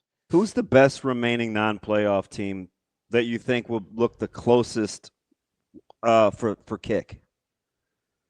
Do you mean like the strongest? Yeah, their regular season team. Well, you're gonna hate hearing this, but I think Utah. I think Utah. No, I gotta check the opt-outs up front. Yeah, I gotta check their opt-out. Like I said, I'm looking at full strength numbers, and then I look at opt-outs right before kick. So, yeah, if they have opt-outs, then maybe not. I'm trying to think here. What about Vandy? Well, is Pavia playing? I guess that's the whole deal for them, is because I don't think they have as many pro prospects as you'll find elsewhere. I think that they're just a very veteran team, and Clark Lee's gotten the most out of them. So I wouldn't expect a ton of opt-outs from Vanderbilt. It's all about whether Pavia plays. So I see that line's at 5 points. I assume that means he's playing. That is Brett Ciancia from Pick Six Previews. Brett, we appreciate the time. Hope you have a Merry Christmas, Happy New Year, and we will talk to you soon. Yeah, same to you guys. Thanks for having me. It's been a great season together. Appreciate you, Brett. Thanks. That is Brett Ciancia from Pick Six Previews. How about Army? You know me. I'm honking for Monken. They're laying 9. I love Jeff Monken. I mean, it's UConn. Like, who's coaching? That's the question in a lot of these games, right? Even in the ones we've seen. That's what I thought when I was thinking about Georgia Tech. Even the ones where we see like the where the head coach is sticking around for the bowl game, but we know they're gone. Like a lot of times, like those teams don't look good. Yeah, I wonder how I'd feel about that as a player. Yeah, it'd be hard. I don't know. I'd probably be like, you can go. Should man. ask those guys in '97. Yeah, that situation's a little different, right? Because they're not leaving for another job. I feel like if you're leaving for another job, I'd feel some kind of way about it. Yeah. Although maybe it's different now. Who was it last year or 2 years ago? It's like, hey, if you play good, I'm taking you with me.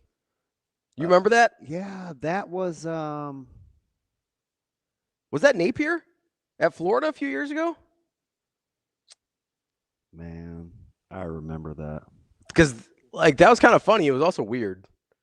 But if I'm a player and you're taking a job somewhere else, like I probably feel some kind of way. I don't even know if I want you there. No, I know. Like you're out on us. Get out. But that's how I am, though. Like I'm petty. So so the most competitive with the least amount of factors. Mm-hmm. No, I don't know, man. It seems like Clemson and Penn State should be pretty good. Okay. Can you know how funny it is that those two teams are meeting in this circumstance? Yeah, they were supposed to be the national championship game. Yeah, like that's stupid, right? Yeah. I mean, certainly a playoff game. Like certainly a playoff game. And it's what, 7-5 versus 6-6? Yeah. What are we doing? Let's see. Coleman hit. Penn State's got to rush in the portal. Yeah. Just go get some of those. How many quarterbacks is Nebraska going to bring in now? 3? You almost have to, right? Yeah. 3 guys and for the room. Yeah, they can. Yeah. Well, yeah, I know. I'm just like, it's because you want probably 4 guys in the room. Yeah, and you need the right makeup. Right, because one of those guys has to kind of understand, like, I'm just there to be in the room. If you're bringing in 3 guys, right? Although, maybe. Or has to be okay with if that ends up being their role. Maybe. Well, I mean, do you want Iowa got an FCS guy that seemed to make all the difference in the world. You hate on he did what he had to. They didn't play very good quarterback. That's all I know. All right. Looked pretty good against us. Well, I don't even know what the FCS is. It's hard for me to separate the two. It's hard for me to separate the first half of the season that I saw with that guy too. Kobe Will Wade was the guy that talked about, we got a lot of nice guys. We got smart players. Oh. I couldn't believe he got on that soapbox. Will Wade, that might have been the one. It might have been basketball. I think Will Wade was talking about if you play well in the tournament, I might take you with me. Oh. I think it was Will Wade. I could see him saying that. That sounds like a Will Wade thing to say. I could totally see him saying that. Yeah. I got a lot of nice guys, but we play in the ACC. It just was funny because I don't think the ACC is very good. Yeah. Although it's better than it has been in years past. I would say it's had a down couple years, but it's better this year. You know, Texas Tech wasn't even healthy when what they did to Duke. Yeah. I wonder about Duke and that physicality. Maybe it's wishful thinking. Maybe. Is everybody playing for Duke? No, it's Texas Tech that's banged up. Oh, that's right. Yeah. And still got him. Yeah. Is that just like a young Duke thing, though? I don't know, but Carolina may be pretty good. You like your squad a little bit this year? I do. This is the first time you've liked them this much in a while, isn't it? They did, Kobe. They weren't good, but Tech played. There might be a formula to playing against Duke. Maybe. Yeah, you got to touch them and you beat them up a little bit. Yep, you got to get underneath them. Don't forget to get your tickets now to Omaha's brightest holiday tradition, Bright Nights at Lawrence and Gardens, with incredible light displays, model trains, and thousands of poinsettias. It's festive fun for everyone. Time tickets are required. Get yours at lawrenceandgardens.org. We will be right back with more Hurrdat Sports Live, and I believe Michael ROSE-IVEY joining us next here on the show. It's the season of savings at Edwards Buick Chevrolet. Lease the 2025 Buick Envista Preferred starting at $249 a month. Luxury, wrapped and ready for the holidays. More reasons to celebrate this season. Or lease the 2026 Chevrolet Trax LS starting at $259 a month. Compact style, ready to roll into the new year. Your season of savings starts at Edwards Buick Chevrolet.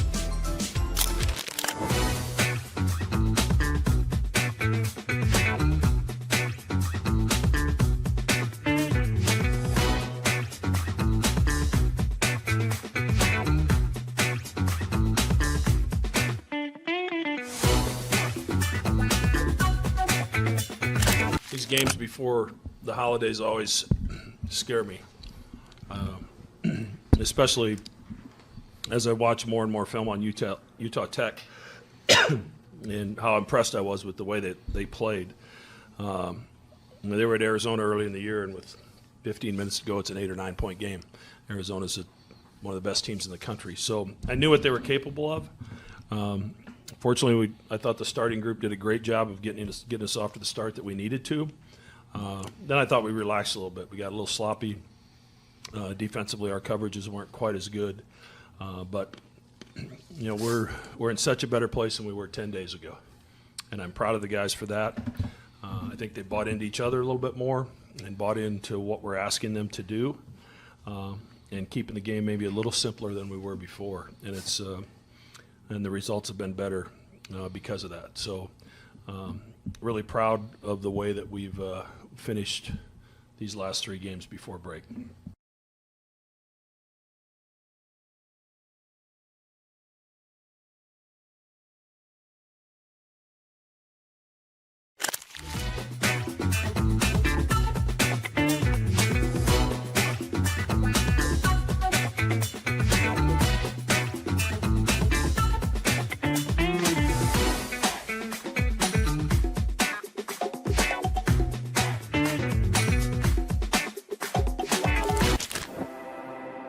We're in the neighborhood, just down the street. With a wide variety of home equity products to help you create a relaxing oasis. So you can kick back and relax in comfort. Centris Federal Credit Union. We are where you are.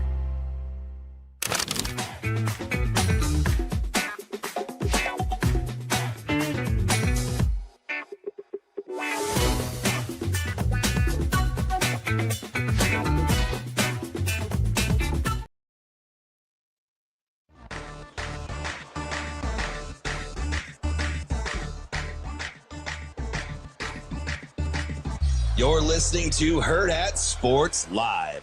Yeah, I think our first priority was stopping the run. I think the more opportunities you get to put a team in third and long, the more true drop back situations you're going to be in for your guys to get after the quarterback. And so, we made it our aim to just kill the run on first and second down, and then it's time to party. Kind of force people to play on our terms. And so a lot of those sacks became because we were able to get off the field on early downs and get to those third and mediums, third and longs, and third and extra longs. And our guys, they just pinned their ears back and went and got after it. Welcome back, Hurrdat Sports Live. That's DBM Ravi Lulla here at Hurrdat Sports Bar and Grill. We are joined now by Michael ROSE-IVEY, MRI. What's going on, buddy? What's up, fellas? How you guys doing? I don't even know how I missed you this weekend, man. You were so vague. I was like, are we going to get you at the stadium or what? Man, I was trying to, man, but we had family, Christmas is that family what it dinner. was? Yeah, with my wife's family. So I was trying to, I was responsible for making a dish. So I was trying to make my dish and kind of get out of there and sneak out and come back. But what's MRI making? That's what I want to know. We got to know what you're making. What's the dish? I just made some baked beans, some cowboy baked beans. Oh, fudge. I've been getting well, the stream is not it's not a kind place to be. As you've seen, it's eat or be eaten in there. But apparently my food takes are horrible, so I hate to say this. But baked beans belong in the ice cream category, where for as much run as they get when you have good blank, it is so overrated. It is. It's fairly overrated. No, I'm not worried about the baked beans. What are you talking about? Ice cream? Yeah, I want to know more about that, though. For what it is. Phenomenal? See, that's what. Ice cream is so good. What are you talking about? I shouldn't have even said it. You compared baked beans to ice cream? Okay. I'm going to try to describe this as quickly and as easy as possible. Take your time. 90% of the time, if you don't have to chew it or can enjoy it over time while you're consuming it, I just don't know how good it can be. That's like people will talk about like lobster bisque. Oh, have you had this soup? Yeah, it's in and out. Like, I get it. It can be sensational, but it doesn't have to be something like people crave and covet ice cream. Like they'll go out of you their sound like way food is nourishment. You know what I mean? You're not supposed to enjoy it type guy right now. He certainly doesn't believe that. I know that. My man hasn't touched a vegetable in decades. Again, cooked. My man doesn't believe in food storage. People, you haven't heard those people that are like, "Oh man, you got to try my baked beans." I'm like, they're baked beans. I agree with you on baked beans. Now, I agree with you on the baked. There's a level though of you should try my baked beans to when you try someone's baked beans and they ain't doing what they're supposed to do. I feel that way about macaroni. There's a lot of those sides. So I can see macaroni being in that. I feel like that about macaroni. Oh, I love macaroni. Category. Oof. Of the 10 recruits, Jess does this thing where she asks them their favorite Thanksgiving dish, and like 8 out of 10 said macaroni. I'm like, are you guys nuts? Dude, I mean, if you start getting the, if you're using just the Velveeta, I mean, I understand it, but if you're getting the Goudas, the different type of cheeses in there, you know what you're doing as far as the consistency with the cheese and, making sure it's not too dry. Not overcooking the noodles. I get it. There's a science. There's a science to it. I'm telling you, mac and cheese. Everybody knows that. You never had my mac and cheese person. I'm like, it's mac and cheese. Like No. it's gonna be, and I love cheese. Like there's in my fridge right now. I bet I have 8 different kinds of cheeses. So I get the whole. No, real talk. Like I just shredded Gouda and Micah's mashed potatoes over the weekend. Gouda and sharp cheddar. Those are my jams. Gouda's good. Gouda's good. Good But go-to. so I get it. It's just. It's like the lobster bisque thing. I love good lobster bisque. I do. It's fantastic, but it's in and out. It's like it's done. Like there is no. You need some substance. Savors. Like I need something with a little more substance. You know what I mean? I mean, mac and cheese has the noodles. You know that, right? Like you chew it. You get I hate the way pasta. You don't like pasta? You're just out on pasta? It's just So that's a different problem. It's fine. It's just not gonna be at the top. Mac and cheese and scalloped potatoes are like my 1-2 sides. You like mush? No, I like cheese. All right, I'm sorry to get off track there, MRI. What kind of meat protein do you put in your baked beans? That's always everybody's secret. I'm a turkey guy. You know what I mean? I try to keep it lean. Just turkey. Like the leg, like smoked. No, like, no, you're putting turkey. turkey in your baked beans? Yeah, like ground ground turkey. Yeah. Do you season it first? Of course, DB. Of course. I was gonna say my great grandmother would be very disrespected if I did not. I almost got a little too casual. My bad. Two Americas sometimes.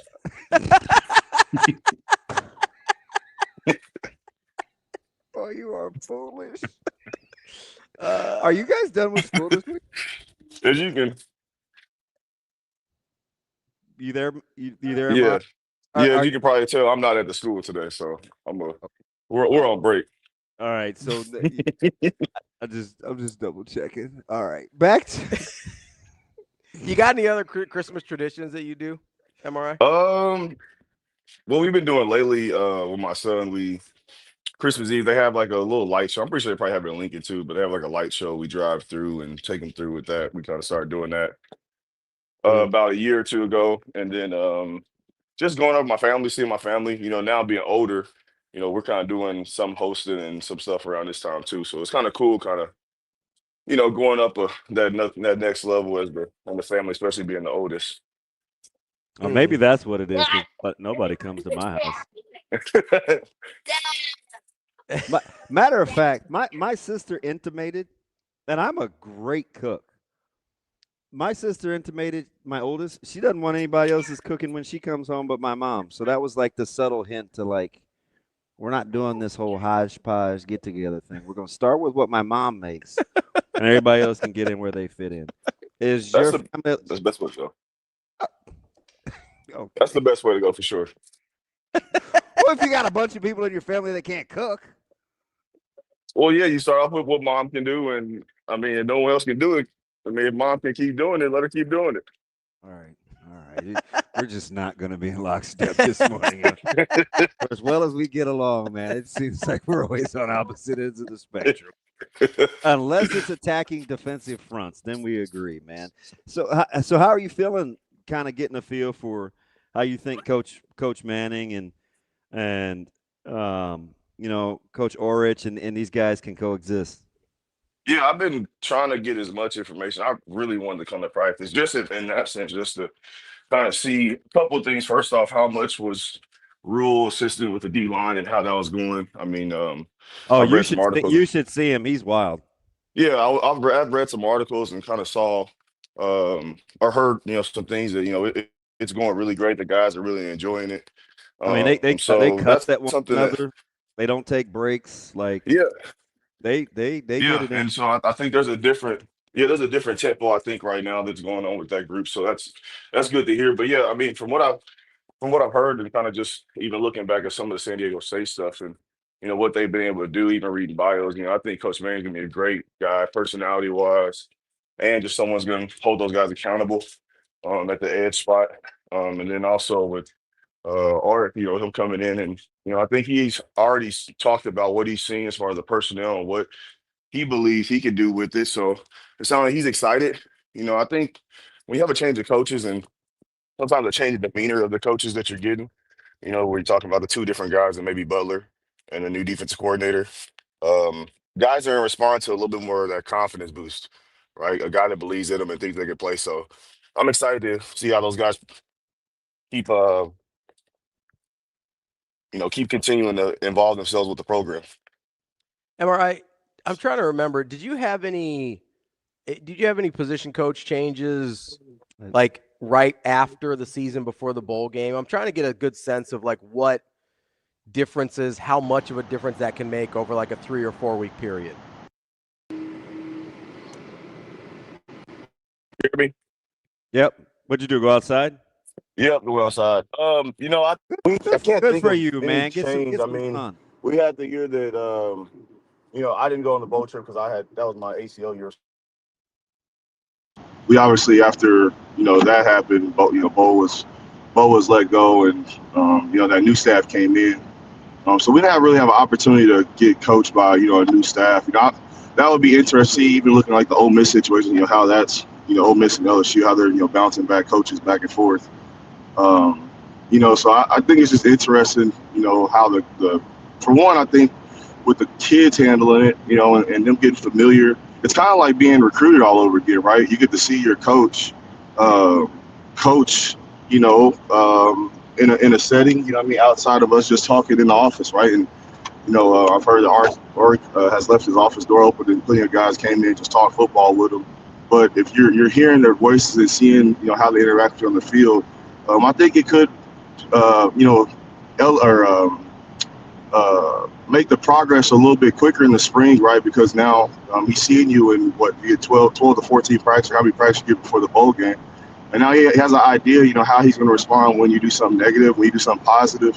And again, understand the situation. I think the new staff on the defense is going to come in with almost I don't want to say a facade, but they're going to be very mindful of how they're coaching and correcting and building relationships, just because that was a problem with the previous staff on the defense. So I think with those guys being there during the bowl practice is going to definitely elevate the play. Hopefully for the bowl game, I mean, it's not a one-all, be-all, but you want to see that translate to the spring and obviously into the fall next season. MRI, if there is let's say there's a drastic difference in how the defense in particular, but we'll throw the offensive line in there as well. Let's say there's a pretty dramatic difference in how they look against what I think everybody considers a very good Utah team, whether they have some opt-outs or not, and I think they are going to have some. What will that tell you about what went wrong over the course of the season? Last part. I'm sorry, go ahead. I said repeat the last part. Yeah, what will that tell you if they do look dramatically different with the new coaches? What will that tell you about what went wrong over the course of the season? Did we lose him? I hope not, because I got a good question for him. Oh, I think he hopped back in. Oh, there he is. MRI, you there? Yep. You going to Bluetooth, champ, or what are you doing? Because I've been there. Yeah, I'm fighting it right now. No, I'm connected to like 3 different devices right there. I'm trying to. Hey. There you go. Hey, you want my old man take? Man, what's that? First of all, it's partly my fault because I have a car that I bought sight unseen. But I'm still trying to figure out the difference between my Android Auto and Bluetooth. Like it would be like your Apple CarPlay or Bluetooth. Right. Like, it's wearing me out. I need to just sit down and give myself like a 15-minute video tutorial. That's the best way to get done. Just hop on YouTube. I tried that fixing my garage once, and I ended up paying about $300 extra because I screwed it up. That's usually how it goes. I'm not the most handiest guy. Hey, we tried to do an in-home dryer repair. Oof. And putting some tumblers in and could not get it put back together. It was, and this was like a week ago. I was like, help. Yeah, I'm quick to call my pops and tell him I got food for him or something for him. If he comes over and help me put something together. So well, he can't I'm notorious for that. $1.10 now. What's he eat? Just protein? No. I mean, he's in the barbecue business. You know what I mean? So whatever the customers don't eat, we get to eat. So we all getting big out here. I need for him to hit me up because I need to figure out a way to do some knockoff rib tips because you need so many ribs to get a ton, right? Oh yeah, he can definitely get you right. Yeah, that's what we used to always go back and forth over recipes. But now that he's big time, he doesn't have time for us peons. Man, I think it might be the other way around. Ravi, what were you saying though? Golly. So I was asking you if you see a big difference either on defense or on the offensive line with obviously they don't have enough time to really install a new defense, and Coach Rhule said they're not really trying to, so it's a mentality thing more than anything. Right. If you see a dramatic defense, what will that tell? The dramatic difference. What will that tell you about what went wrong over the course of the season? It'll just confirm some things. I mean, for me at least, and I probably for some other people too, if you see the writing on the wall, kind of what's all came out after the season and looking back at some stuff. Nothing. I mean, like I said, I don't necessarily if they play well, um, I would equate it to just I think maybe just the freeness of playing the bowl game, right? This is the last game of the year. There is nothing to lose. I mean, I honestly don't remember ever reviewing and watching a bowl game that I've ever played in. You know what I mean? Like, so it's not like something we're gonna get analyzed on as far from a staff. It's gonna get, it's we're on to the next season, right? So if they play well, I think it'd be great. I mean, you'd obviously want them to play well, and you still expect that. Them guys at least play up to the competition, which is Utah, which is going to be a great opponent, especially with their head coach coming out in their last game. So I think they play well. I think it's just a matter of them being free and playing ball. Now, I do think in the way that Snow directed, way he came into the media and spoke about how he felt about the defense, things like that. I think there is also that change of leadership and maybe a more direct tone or maybe a more palatable tone for the players, right? That they may be more acceptable of, and getting maybe the negativity away from those guys. I think that may be also a big contributor to that, and just a testament to you got to create the right environment for players to be able to succeed. And that's on, off the field, and a lot of times with coaches, right, can't just be X and O's. You got to build relationships with guys for them to want to go play ball for you, for 60 minutes. So if the defense goes out and balls out, I shouldn't be mad about how it went this year. No, I mean, you can. I mean, you can have your. I think you can have your thoughts on that, but I think also. He's a big pound of flesh guy, so. But yeah, I think the leadership change. Yeah, and I understand that. There's nothing wrong with a little pettiness, but I think too. I think it's not enough to get yourself all wound up. I think the focus can shift. Once after this game, win, lose, or draw, how do we secure whatever guys we can in the 2026 class, and looking into the portal and trying to figure that out. But then also allowing this new defensive staff to not only build a system and develop a system for the guys to play well under, but also for them to build relationships and whatever ups and downs, setbacks that come with that, right? We got to be willing and ready to take that. But we should see a lot of elevated performance just off the fact that these guys were young this year, especially up front, and they got the opportunity to play a lot of snaps. So let's hope that experience this year lends to more growth this off season and into next year. MRI, you lost Carl during your career, right? No, Carl left I think the year before I came. Okay. So when you played with teammates that played behind a line coach that coached a certain way, right? Right. That stretch where it was really hard when you changed over with defensive line recruiting. What's the degree of difficulty playing behind as a second level or third level guy when the D-line will be coached differently than what you're accustomed to on the fly? It all has to marry itself up. You have to. We got to account for at least 6 gaps on each play, right? Are you half lining? Are you doing individual combos? Oh, you're talking about to get those guys that. I think there's a kind of a pyramid to things you can do. I think the base thing, right? You starting off with film study, giving them examples of run fits and runs. How are we going to fit it? As you get into the spring, right, obviously you're going to start with trying to compartmentalize, right, each section of the run fit, right? And I think this is what the Georgias do a really good job of.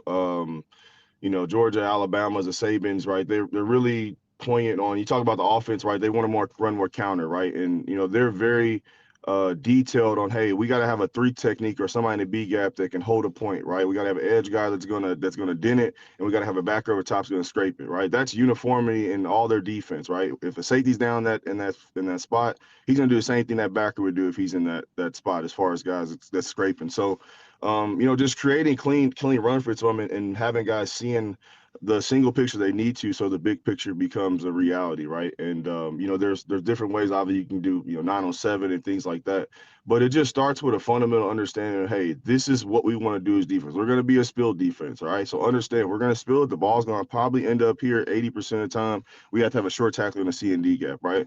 We're going to be a dent team, right? So the ball may hit either way, so we need backers that can play, basically a two gap, right? Being able to play, track fits, tracking the running back and fitting off of him. Or hey, we're gonna be just a single gap. We're just gonna box it, right, and everyone's gonna hit their gap, and we should have the run contained. So I think the base thing they need to have is a uniform way they fit the run, right, and put more X's on the pages than, hey, a position per se needs to fit this way, right? How we call the coverage and structure of the defense, that should determine how we're fitting, but the fit should be the same. We should always have someone forcing it, levering it and possibly spilling, or didn't if we got something at the point of contact. So that's going to be the big thing for them, and getting the guys at those positions they want to be able to succeed against the run. You may say, well, no bleep, or man, that's pretty cool, but I'll tell you, to your point. So they're on air, and D-line is simulating playing O-line, whether it's traditional tag or, pin, one puller, two pullers, all the things that Utah does. So it's basically half line with just D-line. And they're kind of off to the side. And, they're teaching technique, no color to show, get right off his ass. I don't want to see any space. Rhule's getting it in, right? Right. And about 3 minutes later, he calls the insides over. He says, hey, guys, come over here. I want you to see this from your angle. Let's just step to this on air. And they did it over and over and over and over again. And I know you're listening to me and you're thinking, well, yeah, that's how it should be done, right? That's what we would do at the base coaching level, so you can get the repetitive fits. But I'm just telling you, right, to watch them do it over and over again and see it. Now, sure, do I want to see it real time with the pads cracking and popping? But you talked about finites and breaking it down, compartmentalizing. I'm looking at, all right, guard pins, tackle pulls. Look how we fit this on our stunt. Hey, you two insides. If you're a C-gap guy and you're backside A, do you see how tight this is? And they just did it over and over on air, right? Right. Some people may think that's a waste of time.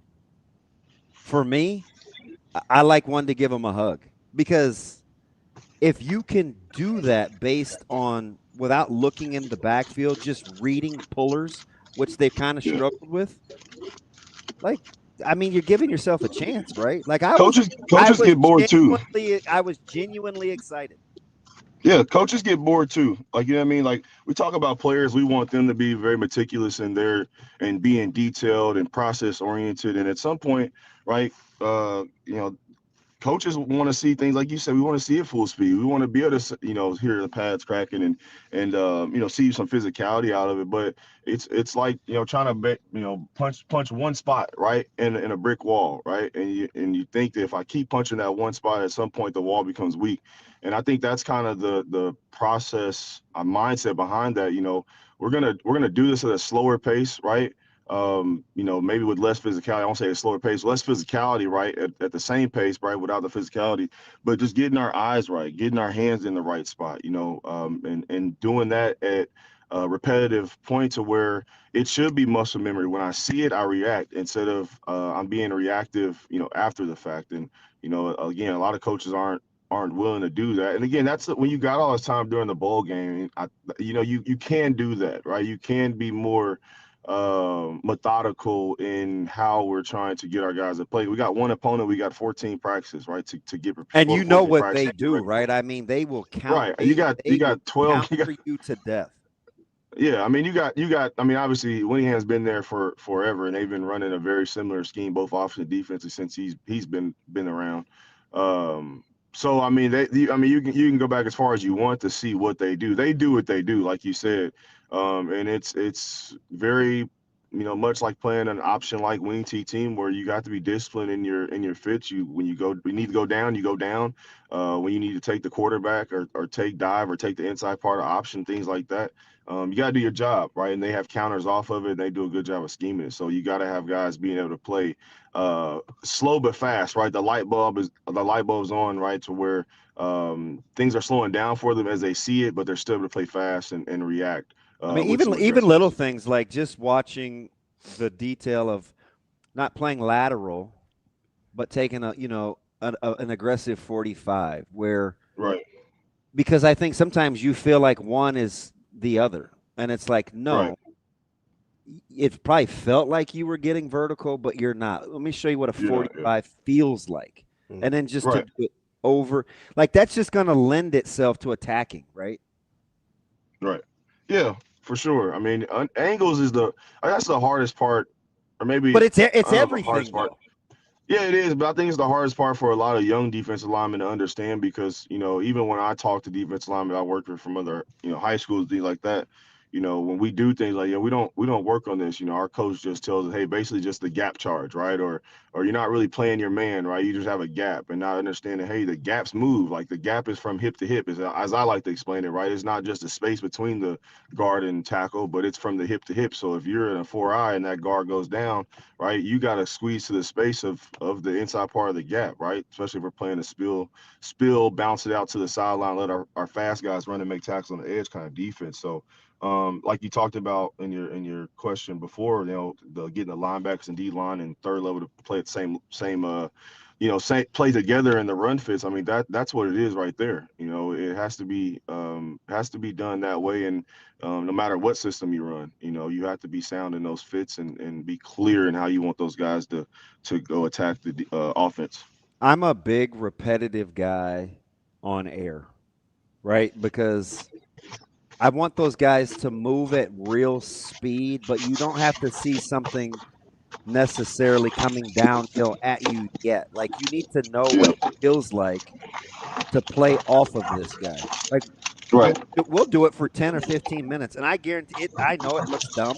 Like come on, man. Let's fast forward. But I tell our guys all the time, I want you to feel bored. Yeah. Because the non-negotiable that we have is to be technician. That's one of them. Is we need to be technicians, right? We'll get the physicality part, but you need to know when the via his net goes away and he squeezes. I don't want any space. I don't want any space. Right. Right? Like that's how snug you. I don't want to see any space. Are we good? Well, what does that mean? What does that look like? Well, just to do it over and over and over and over again on air and to think, to see a guy like, Trent or somebody, to know that, oh, this feels lateral. It needs to be more vertical. Like that's a win, in my opinion. Now, we'll see how relatable it is. You're not going to solve everybody's problem in one bowl preparation, but I do know it's intentional. Yeah, it's intentional, and I think again, I mean, now we saw that Robinson's going to go to A&M. Kind of what is it'd be interesting to see what's the plan.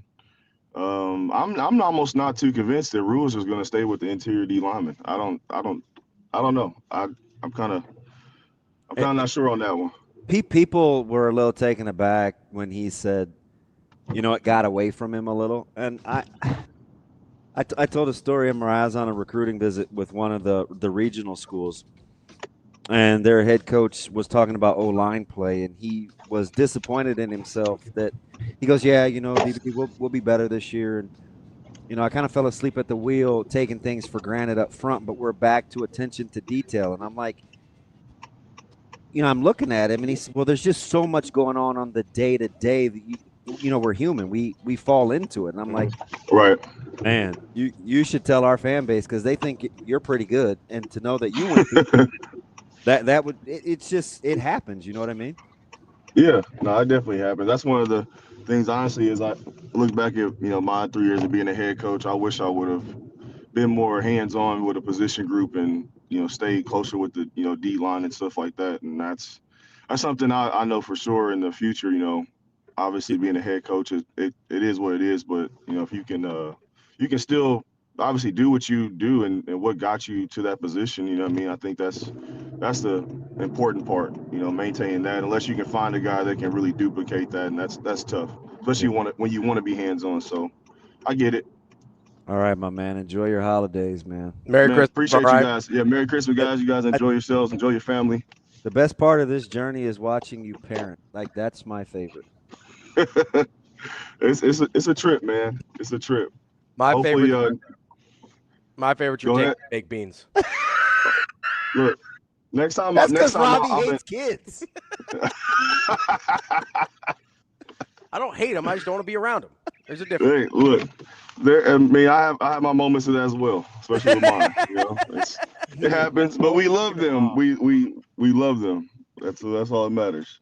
All right, give everybody my best, champ. Thank you guys. I appreciate it. That is Michael ROSE-IVEY. I don't hate kids. I want what's best for them. I'm just not going to be the one to do it. Yeah, believe me, I know. There's a difference there. Or if I can do it from a distance, I'll be like, yo, you guys. Yeah, Ravi here for Bette Midler. From a distance. Isn't that Bette Midler? That's Bette Midler, right, Shane? Don't act like you don't know. It took you too long. I don't want to hear from you. I don't know anything about You already screwed me up. You got Bruin Steve just Shane's screen captioning all my weird expressions. Shane's a big Bette Midler guy. Do not complain about what you didn't get. Yeah, it's Bette Midler. Maybe more of an Ice Cube guy. I like Cube. Yeah. More of an ice cream guy, but not like DB over here. Again, ice cream's phenomenal. It's fine. You guys just lament over it like it's Chubb City. It's not. I'm just saying there is. I'm not familiar with that brand.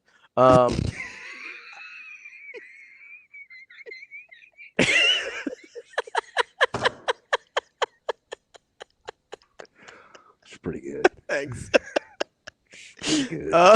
Let's take a quick break here. That's DB. I'm Ravi Lulla. It's Hurrdat Sports Live.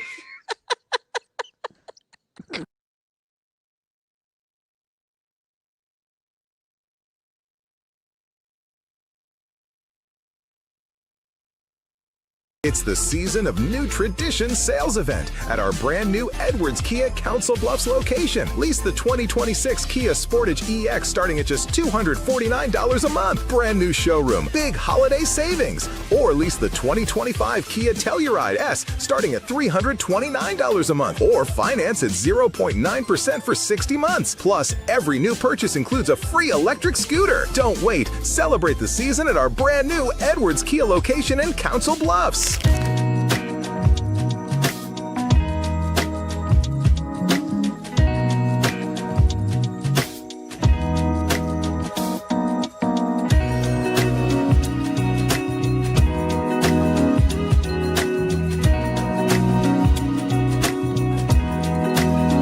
I told they can't go on the couch and sit around and eat bonbons, which nobody knows what the hell a bonbon is anymore. But they got to go back, and we've got a program for them at least 2 of the days. Tomorrow they need to take off, and they get 2 days of conditioning, and then they need to feel the ball and see it go in the basket. Because we got another team that's they had St. Louis down at halftime and played them pretty close to a single-digit game. So this team has played good stretches of basketball in New Hampshire. They'll be playing 30th, and if everybody goes home and just sits around and drinks beer, it's going to be, it could get ugly. So, again, this is a mature group. I think they're going to bounce back. They'll be excited to get back. I told them, enjoy your families. You deserve it. You guys deserve to go and have a great break, catch your breath a little bit. But we got a hell of a stretch coming up when they get back. So we're going to reconvene on the night of the 26th. Just get them going, probably a non-contact practice. Thinking about going twice on the 27th. And putting the game plan in on the 28th. So, big stretch for us here. But, these guys deserve to enjoy their time away with their families.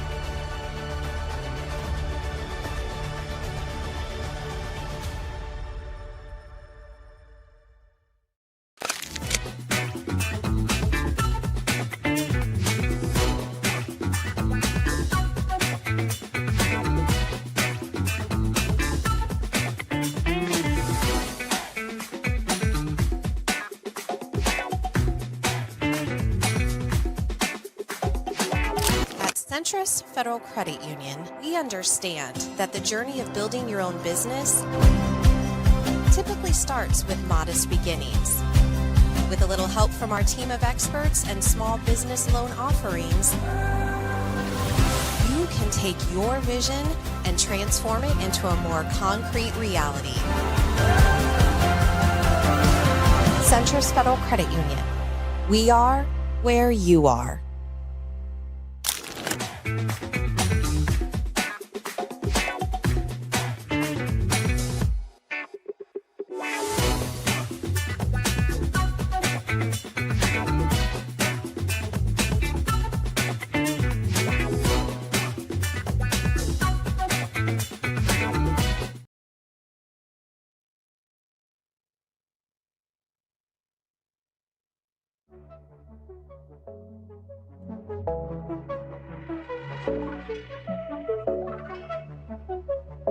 Welcome to Hurrdat Sports Live.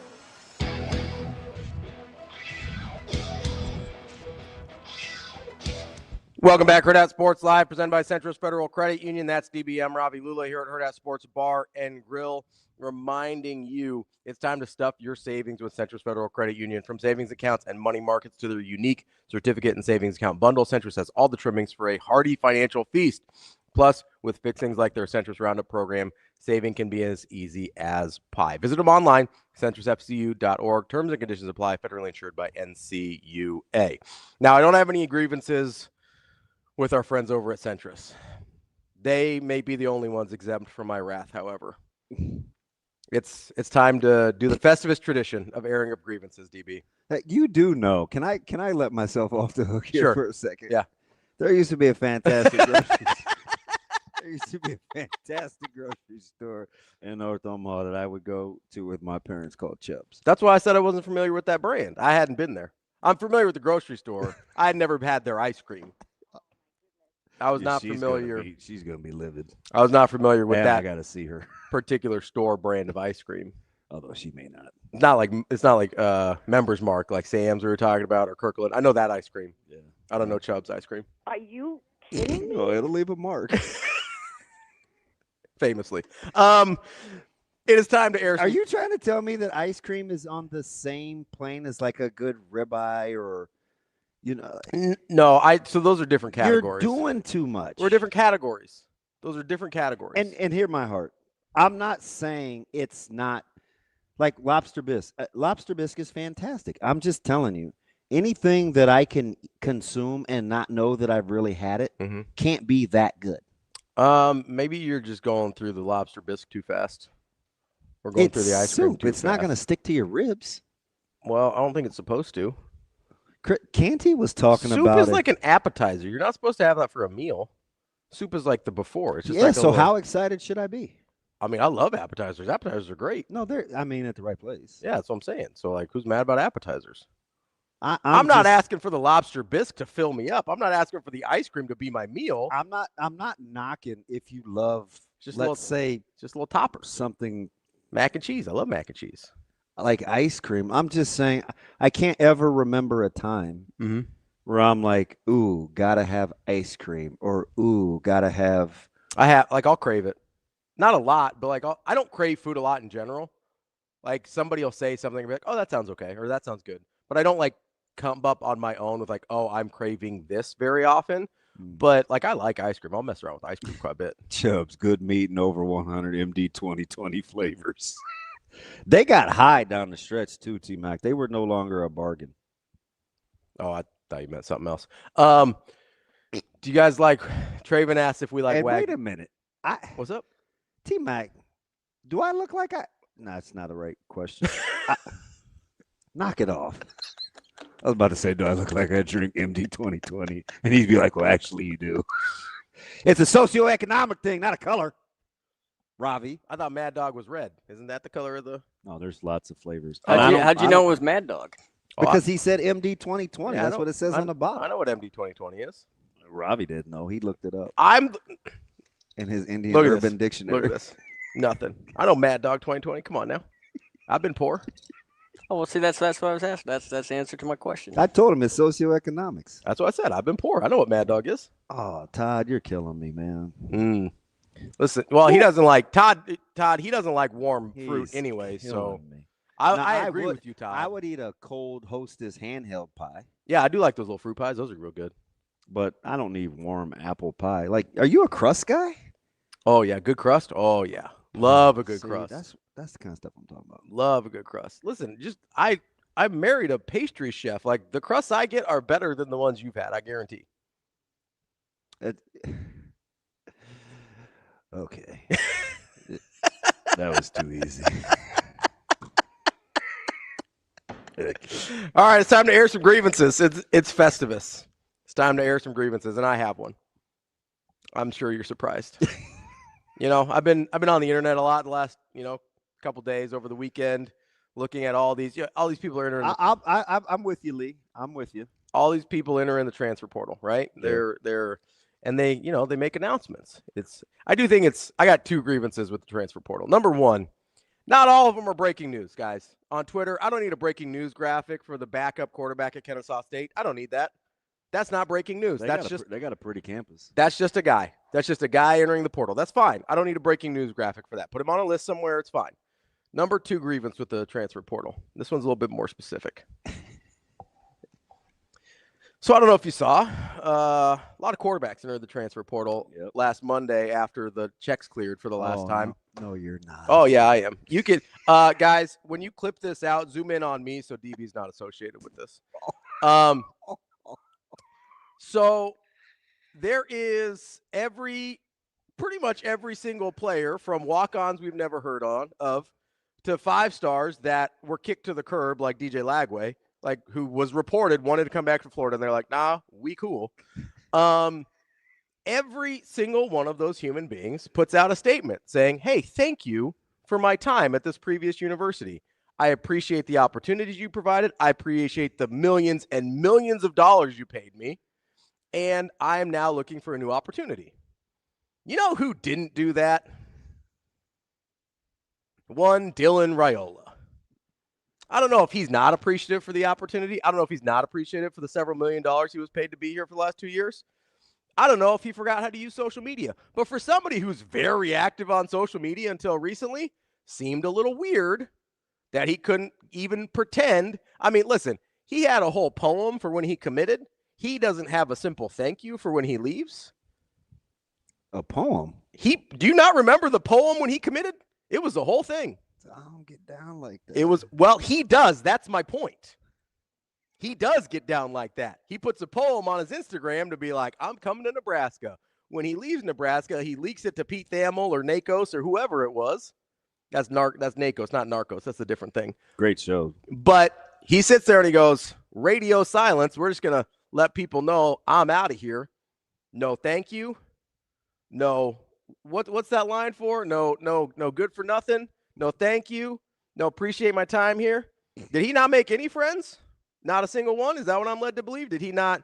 He told me or not me personally. He told us over and over again, oh, hey, really close with Coach Rhule. Really appreciate everything there. We can't say a word. We can't say there's nothing. We got nothing there. Not a word. That's my grievance. Have some level of self-awareness to be like, hey, maybe this didn't go how I wanted it to. It's possible I was part of that equation. Maybe. But thank you for this opportunity to have worn the red N on the side of my helmet. I thought it meant a lot to him. He told me he cried the first time he came out of the tunnel, so I thought it would have meant a lot to him. But apparently not that much. Not grateful. All right. What if he waits till he gets his landing spot? I'm just saying that's not typically how it's done. By literally every other person in the portal. You mad? Well, it's the airing of grievances. Yes, I am mad. You mad? Do you have one you'd like to share? Hey, it's a secret. Mine are so petty. Yes, because mine is not petty. Do you know what I hate? What's that? I hate the pull ahead guy in parking lots. What do you mean? Grocery stores. Pull ahead how? Like when you come out of the wrong way that you're supposed to go, like it's somebody else's fault. Oh, yeah. Okay. That is the worst. But it's no worse then why do you people walk in the middle of a parking lot aisle? Like down the. Yes. Yeah, no, I know. It's like, pick a side, man. We're trying to get by you. I don't understand. Is it just me? No, I understand. I planned on not having any grievances. I understand totally. Like, it is wild to me how people walk in the middle, and then the pull ahead person wants the leeway. Yeah. Like, if you're wrong, and then they look at you wrong. like it you're doesn't crazy. Matter if you're first. You're wrong. They look at you like you're crazy. You're like, what are you doing? Like, I'm going the right gotta direction. Get out of your way. Yeah. What are we doing that for, huh? Speaking of people walking down the middle, you go to Costco a lot, right? Yeah. Not a soul in that place has ever walked in public before. I swear to God. Oh, just the random. Okay. Can I stay with that though? Yeah. Okay. You guys, gals, listen. It's not that hard. Stay to the right. Even if it's on the other side of the aisle. Keep your little funky ass cart over there on the right. And stay on the right side. The diagonal having to cross one another and the middle of a 15-foot wide aisle is inexcusable. You're not wrong. You're not Knock wrong. it off. You're not wrong. Like, it's like the equivalent to going down the wrong way of a one-way and you feeling like you have the right of way. Yeah. You're wrong. You are wrong. Just stay. Oh, excuse me. I know I'm in the way. Let me get past you here. Just stay right. Just stay to the right of the person that's going the opposite direction. Not that hard. I agree. Not that hard. That's a good grievance. It's like these people it's like once you get to a grocery store parking lot, people lose their mind. Yes. They walk in the middle. They're pull ahead folks. They want to go the wrong way on the wrong side of an aisle. The best thing about COVID, other than me getting to stay at home intentionally and get to wear a mask where I could hide my ugly faces. That was cool. The arrows in the grocery store. Hey, you go that way. You go that way. Because man, the lack of self-awareness. And the carts are gigantic. You could put dead bodies in there. Yeah. So, to think you're just going to whip that thing the other way. No, man, just stay to the right. That's it. Yeah. And stop walking down the middle of parking lots. I agree 100%. Shane, do you have a grievance? I do not. I love everybody. And I can tackle a cart. He told you that story, didn't he? Oh, yeah. To save a scratch on his car. Yeah, I floored that thing. Rico. I Wilbur Marshalled that thing. I know that thing was hot yesterday. Rico, did you have a grievance you'd like to share? You Can Rico talk? I mean, I believe so. Rico, can we hear you, Suave? Yeah. Rico, we there, bud? He said, I love everybody. I love this everybody. Dude is the most antisocial of the bunch. Oh, without a doubt. I mean, you're reasonably antisocial. Shane's worse. You know another one of my grievances? What's that? Nah, it's not really a grievance. I do need you to be a better parker, though. Oh, no, it's fine. I'm in. I'm good today. Don't worry about it. It comes across as selfish. There's nobody here. You still can do the right thing. Oh, my God, you sound like Mike. Like, what are you, 10? Why are you guys arguing so much? There's nobody here. Is that Suave? I feel like there's a voice from God. Why are you guys arguing so much? Are you Morgan, Rico, Suave, Freeman? No, he's the one trying to tell Hello, Damon. I'm here to tell you that you should stop leaving your food on the counter. Please refrigerate your meat. A message from God. Again. Blown way out of proportion. Rico, what's your grievance? I have a question. Suave, before you get busy, can I ask you a question? Sure, why not? All right, so you get a to-go thing, right? You bring it home. You don't you just set it on the counter. Like, have you eaten out of there the next day? I have never just sat food on the counter and then eaten You from it. guys are not telling the truth. I put my stuff in the fridge. Like when I bring food back from like a restaurant, I make sure I put it in the fridge. I'm telling you, man, there's no way. Yeah. No. That's what normal people do. They put it in the fridge. No, it's not. They put it in the fridge. I feel like you've rallied the troops.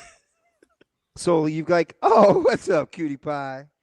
So you guys have like all hunkered down against me. Everybody has come home from a restaurant or cooked and put it on the counter and eaten it the next day. No. That's not normal. When you have food that was warm or whatever, you put it in the fridge when you get home because you're like, oh, I want to eat that later. I don't want it to go bad. Yeah, like if it's fettuccine or something weird like No, literally anything. Literally anything. I could have a fully cooked steak, and you know what I'm going to do? I'm going to put it in the fridge. So how do you bring your steak back to temp, or do you just eat it cold? If I'm in a rush, I'll throw it in the microwave, and it tastes terrible. But I'll throw it in like the oven. Okay, that's fine. What about pizza? Air fryer's been great. Air fryer for pizza, it's been great. Air fryer's good. Yeah, air fryer's good. What about pizza?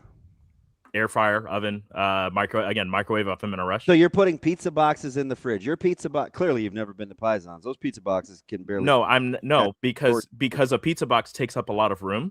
So there's these things called Tupperware containers. Also, here's the thing. Or you can wrap it in tinfoil and put that in the fridge. You got it. I'm a Ziploc bag guy with my pizza. Yep. That's also great. If you leave the pizza in the box, even if you put it in the fridge, the air gets to it. It gets gross. You got to zip that thing up. Mm-hmm. Wrap that thing up. You keep that thing away from the elements. Hostess Little Debbie snack cakes, and you're talking about air freshness and quality? Yeah, those are shelf stable. Come on, man. What are we talking about here? Watch yourself, Damon. Shelf. Hey, stable. Who just bashed me over a hand pie over fresh pie? Like, it's the warm fruit phenomenon. I would eat a cold apple pie, but I would take the fat part of that crust off and the top. I would eat the soggy bottom of the crust and the apples. DB, a big soggy bottom guy. Rico. Well, how are you supposed to keep it crisp? He missed it. It's fine. No, I didn't. Listen, as an apple bottom guy, I know about soggy bottoms. Big jeans guy, huh? I love jeans. Damon, there's a child here. I have 2 pair. What is that, KJ? Yeah, it is KJ. He can't hear you guys. I have you in my headphones. No, that's cool. I just wanted to make sure I got the names right. I'm working really hard at it. Yeah, because I'm sure in probably 10 seconds or less, Robbie will drop an expletive, and I don't want KJ traumatized. No, I never swear on the air. Mom listens sometimes, so I try and avoid it. He was down here when you guys were talking to Michael ROSE-IVEY, and he saw the picture, and he goes, "Dad, he played football. He was the greatest." And I go, "Was he? Okay." I'll make sure I let him know. You tell him. The real 15. You tell him, all right, what's up? I happened to be what are the odds that I was at the practice? You know how he tore his ACL, Suave? Mm-hmm. Covering kickoffs, non-contact. I said, oh, shoot, sniper. And then it wasn't funny because he didn't get up. Yeah. Oh, yeah, I felt this where somebody falls, you're like, oh, you got. And you're like, please get up. I can't. I said that out loud. You're like, no, he actually did get got. I said that loud. Everyone heard me. Rico, I have another. Are you a speakerphone out loud guy?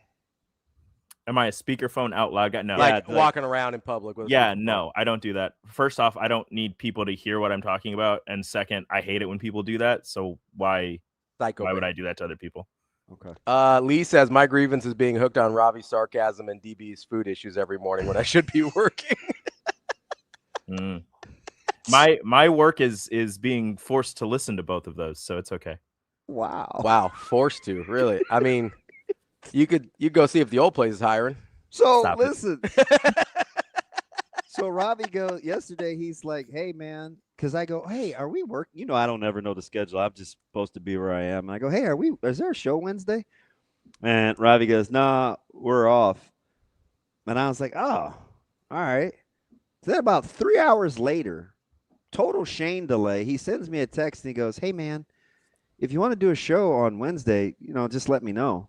I did his voice, even though it was text, but I feel like that's how it would have sounded. And I go, "Oh, I said, whatever, you're the boss." delay. It was hours. It was hours later. Dude comes back later on with, hey, let's just stick with no show. I was like, what took you so? You made it seem like you were rallying the troops that needed to make it happen. No, so I asked you first because if you say no, then there's no point in rallying the troops. Yeah. Right. So I checked with Austin and Rico to see if that would make it easier with the recorded stuff we had planned and to see if they were available. And they're like, yeah, it doesn't really help us out that much. And I was like, okay, then we'll scrap it. No. Well, who dropped the hammer? Austin? He runs the show. Well, they said it wouldn't be any easier. Who's they? Rico and Austin. Us. The people I was in trying charge to help them the out. People in charge of you two. That's who. All right. I have to join this because this is getting ridiculous. This is being insane. Also, I'm taking this lower third off because it's cutting my face off. So we have everything planned. We have been planning this since pre-Thanksgiving. Everything is scheduled out. And then Ravi, 2 days before we start our holiday break, just goes, what if we change everything? Hold on. That is super helpful. Thank you very much. Yes, that would be super great to do. Thank you, Yeah, that would be so. That'd be and so also, much easier on us. notably, Ravi, I don't know if you remember, but I told you I was out on Monday, and yet here we are getting all these messages about, oh, hey, what if we change the schedule here? It would be great if we did this. What if we record this instead? And I have to step away from my family Christmas on a Monday in Kearney, Nebraska, and there's Ravi once again in my life, just appearing. Let me more context is needed here. Number one, the reason I asked was because, yes, we had this all planned out, but we were struggling with the timing of one last recording. And so I thought, hey, if we do another live show, that would preempt the need for an additional recording. I was trying to help. And my context was, is that helpful to you guys or not? You said no. I immediately dropped it. Okay. Number two, you said your phone would be off. So I thought it would be fine to message the group. You said my phone will be off. So I was like, okay, I'm going to text the Rico and Austin group chat. Then why include me? Why put me in the group chat? So why would you text a group chat that has me in it? Listen, because I was about to explain that. You said your phone was off, so I did not think it was bothering you. And number one. Number two, you frequently go on Do Not Disturb, so like you don't get the notifications anyway. Number three, I wanted you to have all the information. Wait, you put your phone on Do Not Disturb? It's always on D&D. It's always on D&D. All the time he does. Yeah. So third, I wanted because Ravi just wants to text Austin all the time. I don't understand it. Like, don't other people need you? No. I literally have you two as the only people who ever put my life on D&D. I wanted to make sure that you were aware of whatever we had discussed when you turned your phone back on. You said your phone would be off, which means the messages shouldn't get through. That's a you problem. So you're telling me that the person who planned all of this out and sent you multiple updated schedules of it, when we talked and discussed it, you decided, hey, I don't think he needs to be included on the plans, and I'm just going to change the plans. I asked what the plan. I asked if that would be helpful to change the plans. I asked if it would be helpful. You said no. I dropped it immediately. I don't like this, but I'm kind of rocking with Ravi here. No, that's insane. That is crazy. Insane. And hold on, we're missing a huge piece of this. Can I just he's say talking this about he's talking about this? rescheduling all No, this Damon, other you stuff. can't. I was in his office last week and I said, hey, we should plan to record it on this day because I will be in during the break doing other stuff. We should record it this day. And he goes, great, I'll put it on my calendar right now. He puts it on his calendar and no one else's. Doesn't put it on mine, doesn't put it anywhere else. And that just disappeared. And I went, okay, I guess I'm just planning on it being that day. And then I got the message yesterday about it. This is my airing of grievances, by the way. So what if this happens? I feel like I feel like we're an old married couple. What if he's just suggestive hinting for an idea, but is not committed? He's just trying to get a feel. The worst part of this, and like the one that would have solved all these issues, is Robbie, just text me. You didn't have to include Austin. Like that's the main issue here. Okay. And I know you wanted to include. No, hold on. Let me talk. All right. It's my turn. The thing is, if you didn't need to include him because he knew it was happening, and I could have texted him today. We could have let him know today. Hey, this is going to happen. Yesterday, he was day off. He was not doing anything. He was with family. You could have just messaged me. We could have gone through the whole thing and then let him know today. Rico, right, I'm gonna go rapid did he fire. or did he not say did he or did he not say that his phone would be off? Ravi, did he or did he not say his phone would be off? Yeah, he did, but Ravi. Okay, that's done then. I'm sorry. Do So you know your producer? Do you know your producer? And also, hey, sorry that if my boss texts me, I feel the need to be able to be appreciative and try to help him out a little bit. But I mean, the like, do victim. you know Austin? His phone is not off. His phone is never off. Sorry, Man, Rico and I work in works such all an the time. environment that we're so terrified to lose our jobs. We don't turn our phone off whenever they text us. My phone's never I off. just All want to right, go. always next I to me. just want to go round robin. All right. If Shane, you're included because you always wear a hat. If any of you could trade places with anybody else's hair, because you guys have your own unique styles going. This is classic. Suave's all trimmed up. Jimmy Neutron is in rare form. This dude's hair stays buttered like you wouldn't believe. Look at this guy. Would anybody trade places with anybody with their hair? I want KJ's. Okay. I would probably take KJ's too. Yeah, I want the curls. I would take Rico's. Why? I like mine. Because when that's the most Rico answer because ever. I told you this when I was a kid, and then we can go to break, and I know we got to get to BC. I feel like we got a lot off our chest here. I think this was productive. And really, also, I didn't get to do anything. We might have some time at the end, Rico, if you want to hop back. Oh my gosh! Again with this time at the end. You know what time at the end leads to? 10-10. Haircuts. We got to no. So graphic graveyard. When I was a kid, I told my mom that I wanted a fro, and she had to have a very difficult conversation with me. That just because I was brown didn't mean I could have the same kind of hair as the other brown people. We had dreads on the Sydney High football team all over the place. No, wait, who's we? You got to turn. Honey, Who's you're brown, but you're not that brown. Yeah, I was the wrong brown for the fro, and so she had to have a really hard conversation with her. I was like, "Mom, can I have hair like that?" She's like, "What do you want for your haircut?" I was like, "I want one of those," and she's like, "Nah." Do you know what a hot comb is? That's not gonna work. Never mind. Not really. So yeah, I would. I'd take Rico's hair because then I could grow out a fro, and my lifelong dream would be accomplished. Also, go Pop-Tart Bowl. You have to go. Don't chicken out already.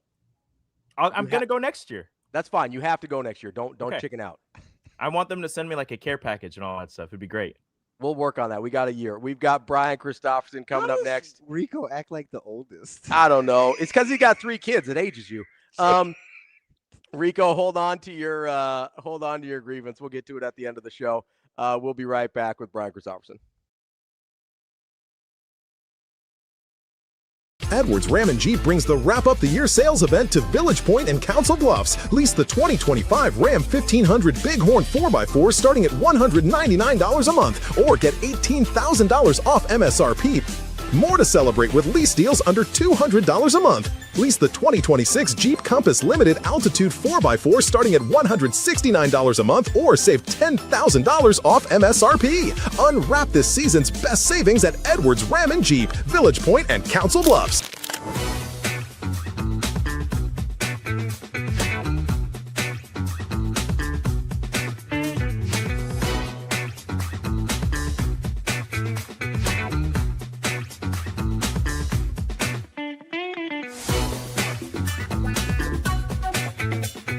Yeah, I mean, we had a very specific goal for paint touches in this ball game, and it kind of. I thought maybe we were pressing a little bit once we knew they got into a little bit of foul trouble in the first half in their forward position, and so I thought then we were kind of trying to maybe force that a little bit with a little less movement offensively to try to get to those paint touches, and I thought they were pretty aggressive about showing some double teams and help down in there, and when we finally kind of settled in, made them work a little bit, got pretty good pace in that fourth quarter, then the second half, our paint touches goal was a lot more close to what we were looking for.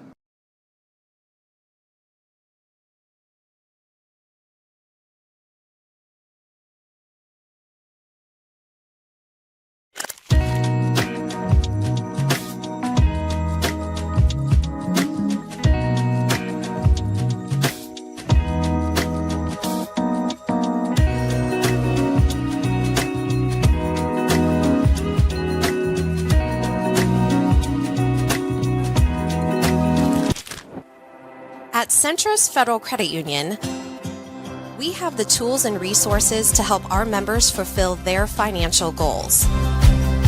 with a focus on building a stronger community for the next generation of leaders.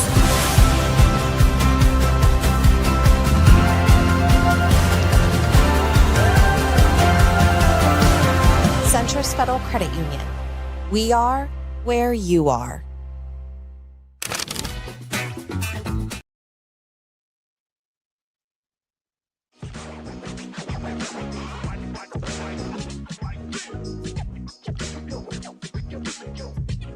You're listening to Hurrdat Sports Live.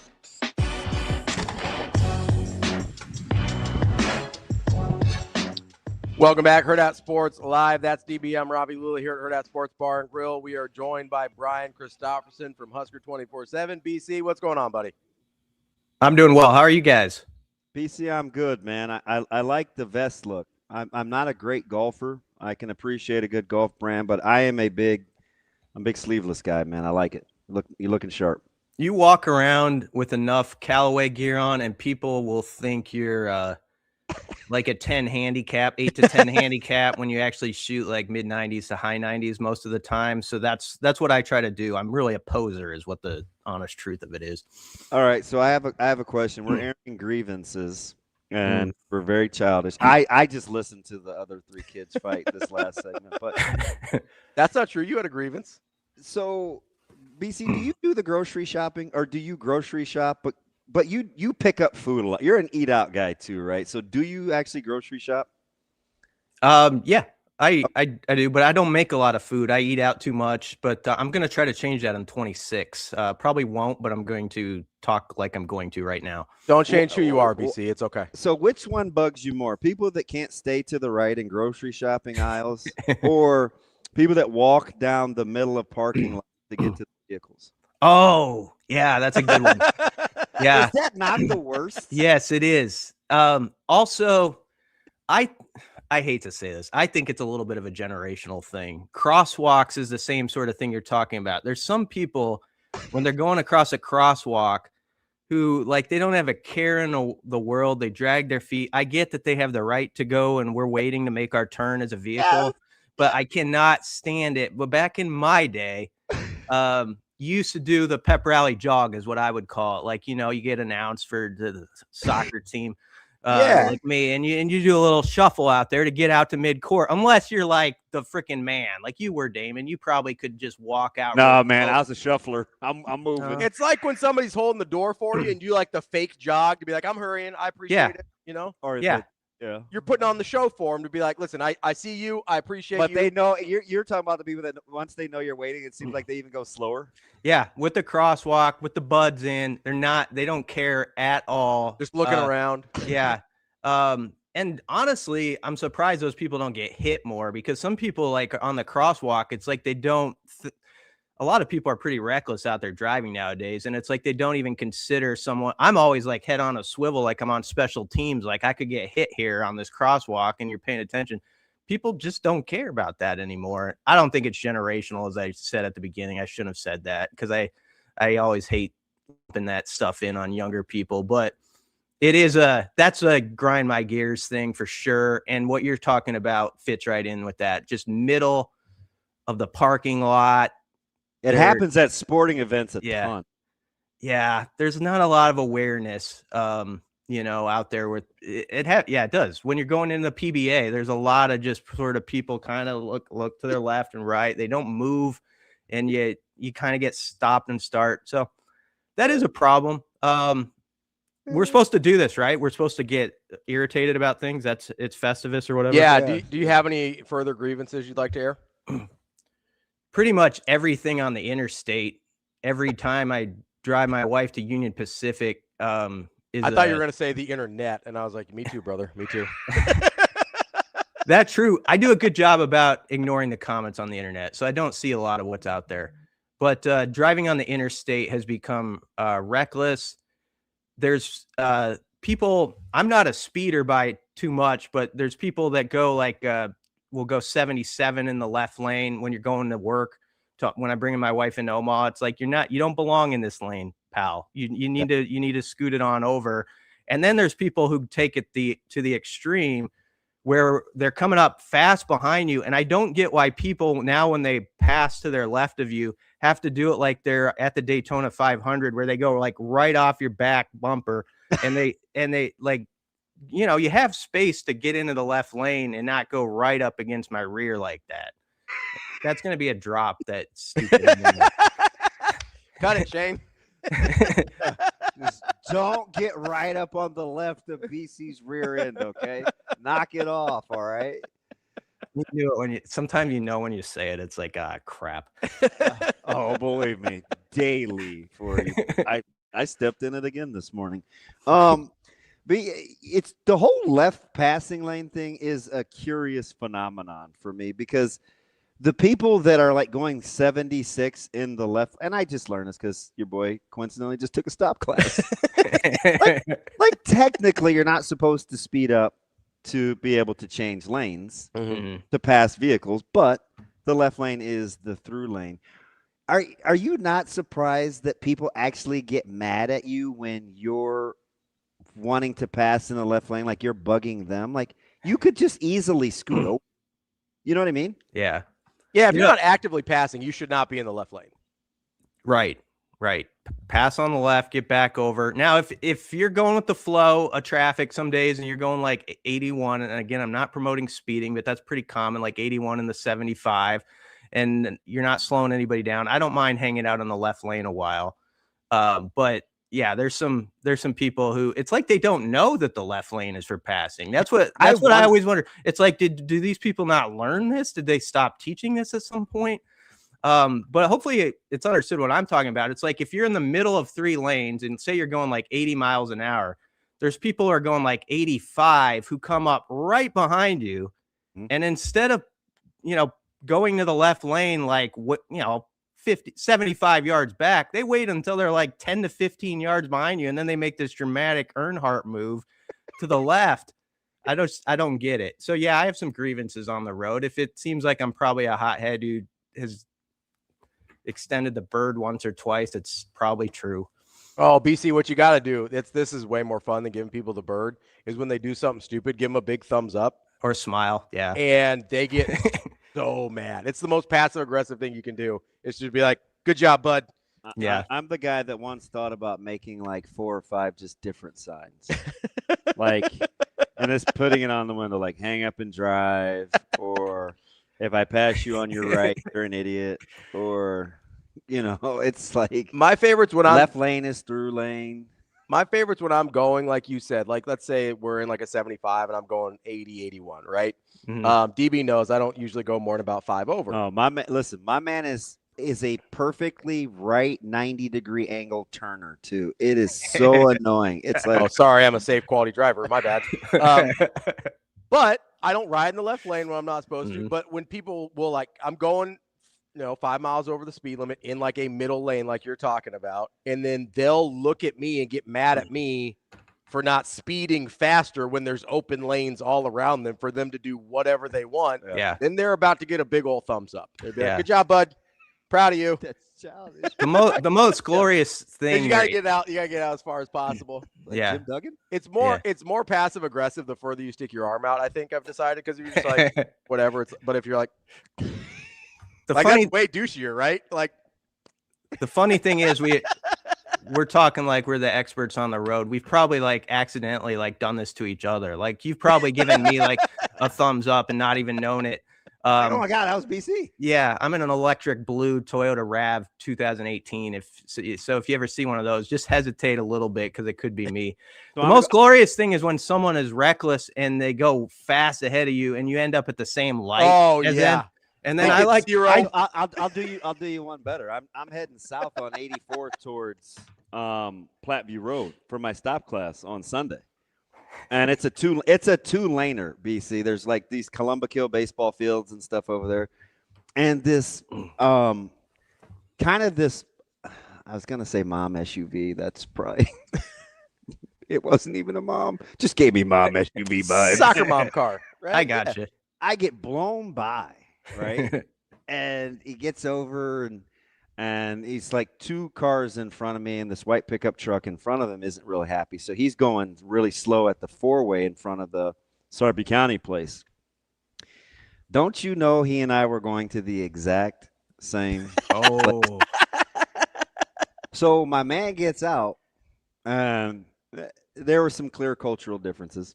And we're walking in together, and he goes,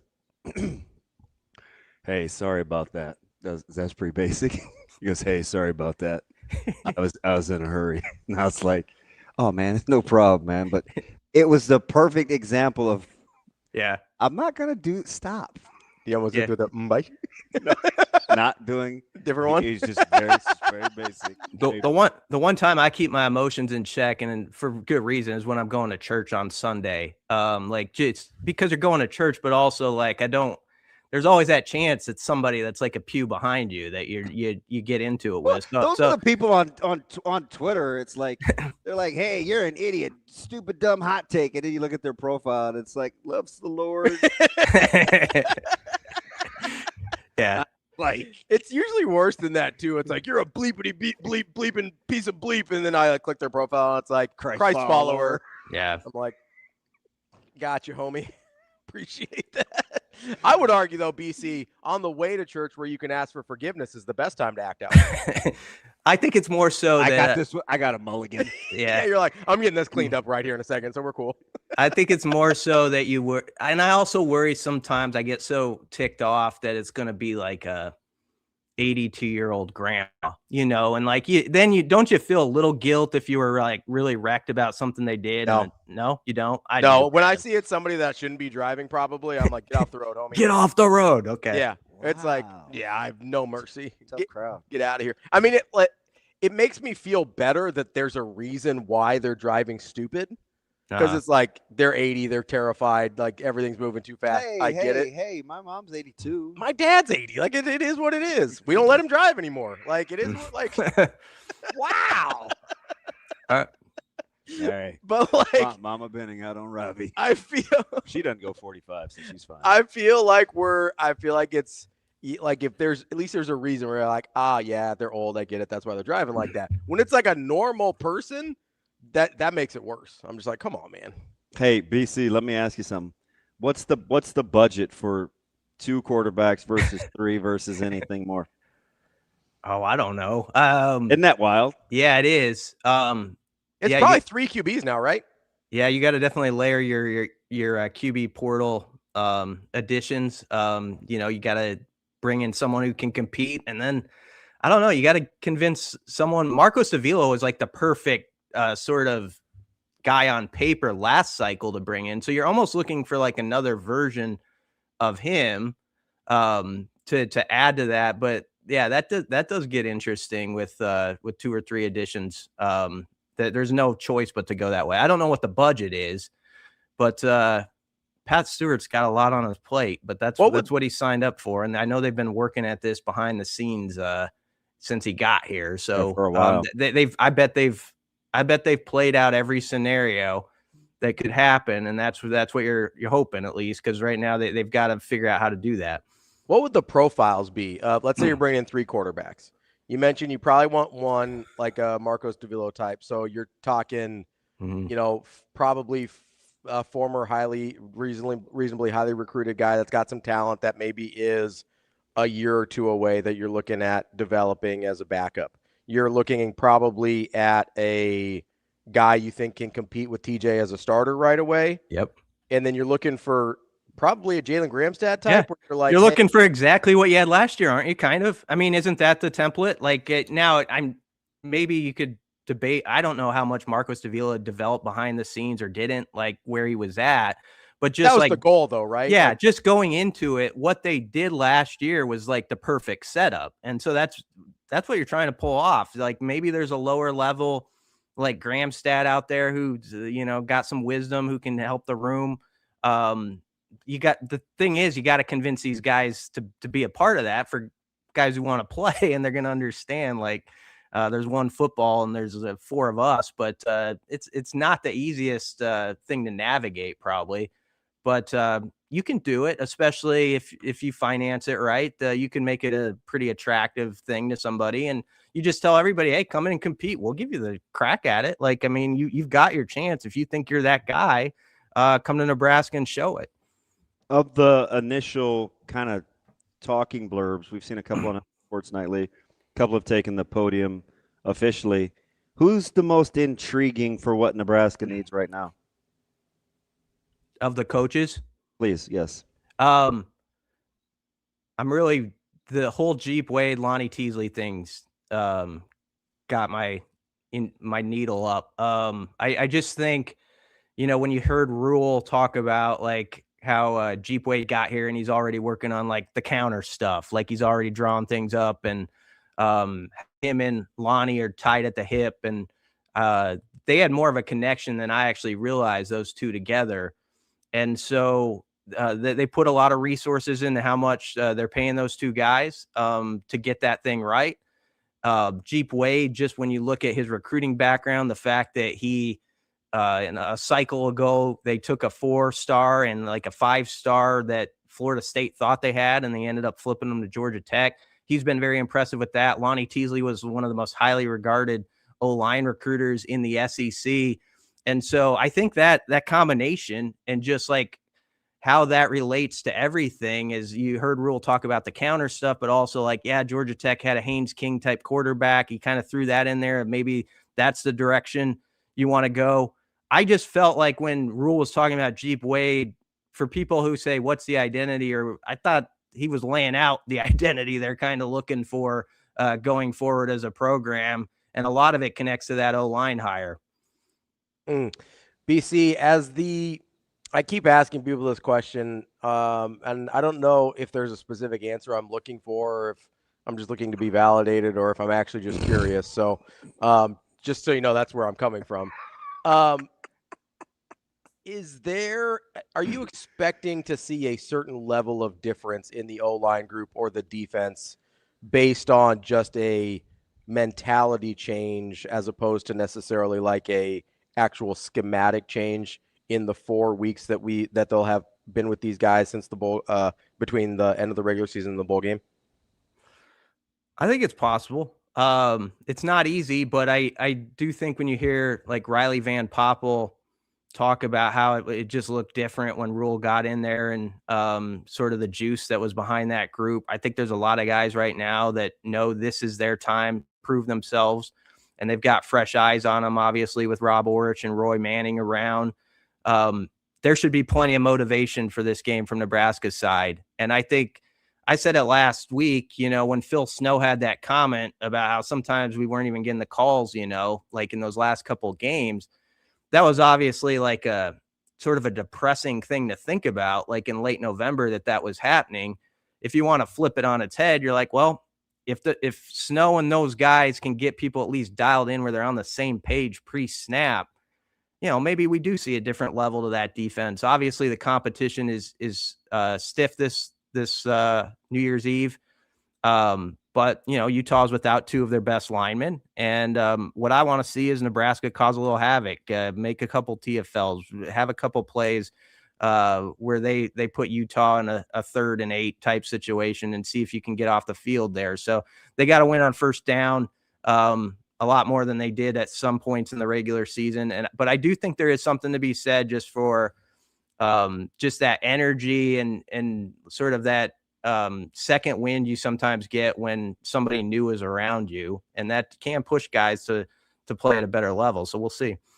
BC, if Nebraska is going to be as competitive as they think they can be or want to be in this one, and the fan wants to see it, even though there is zero confidence in this bowl game, which is, it's given me early 90s, late 80s vibes heading into this one. But does Nebraska do it controlling the ball, or do they do it slowing down the run?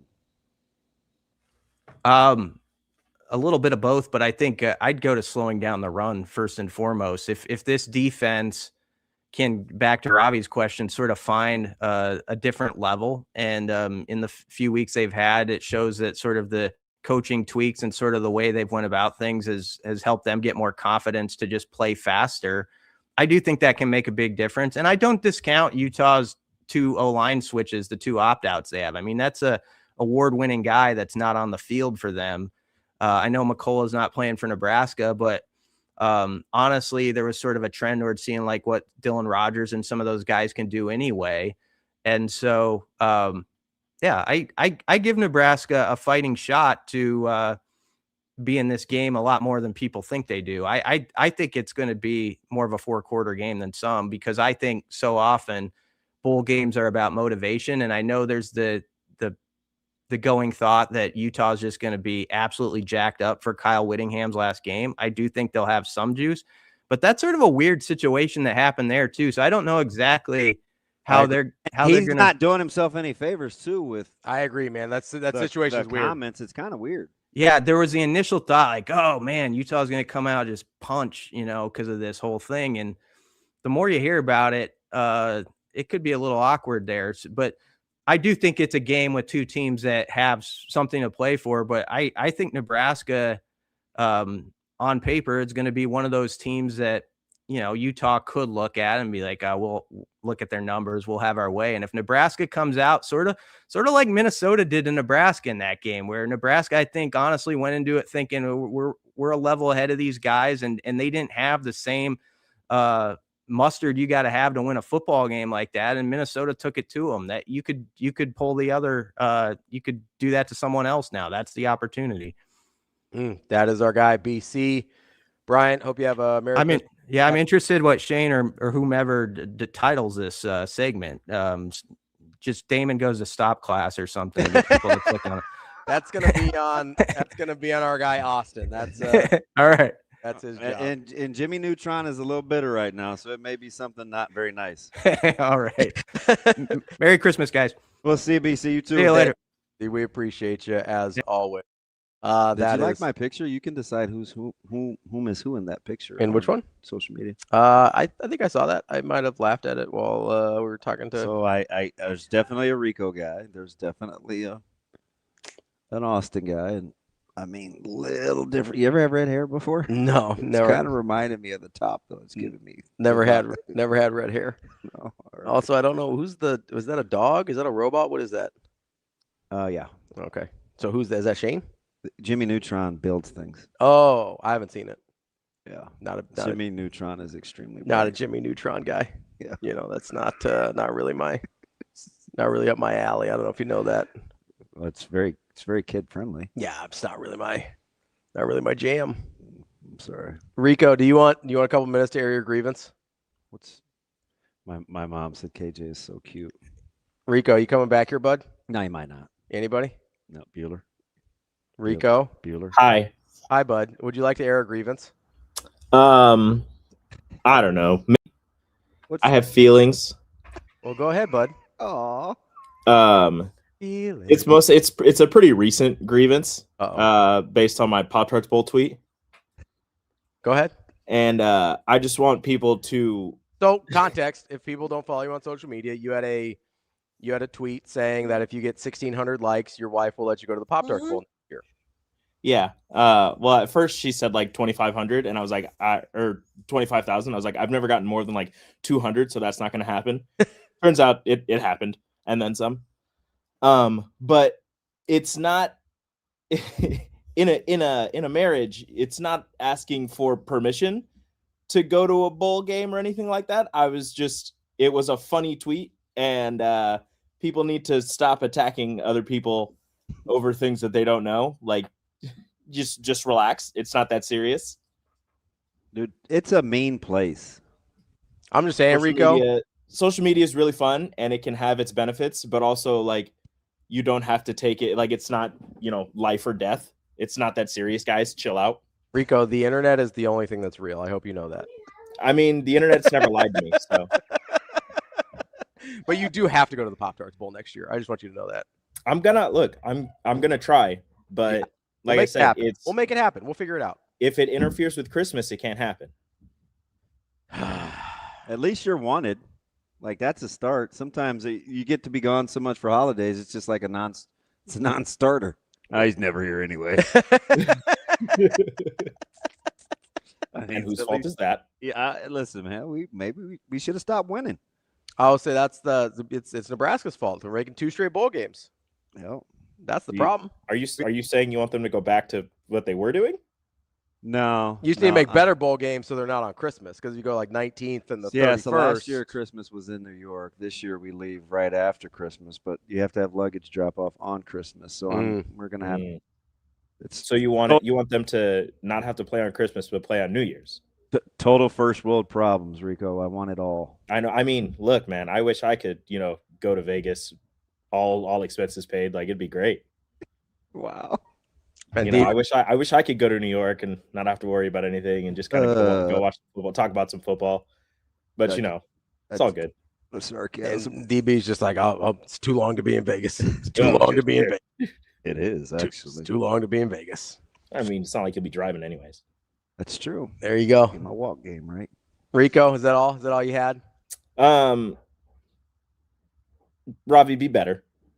At what? What did I do? Just be better. What did I do? That's it.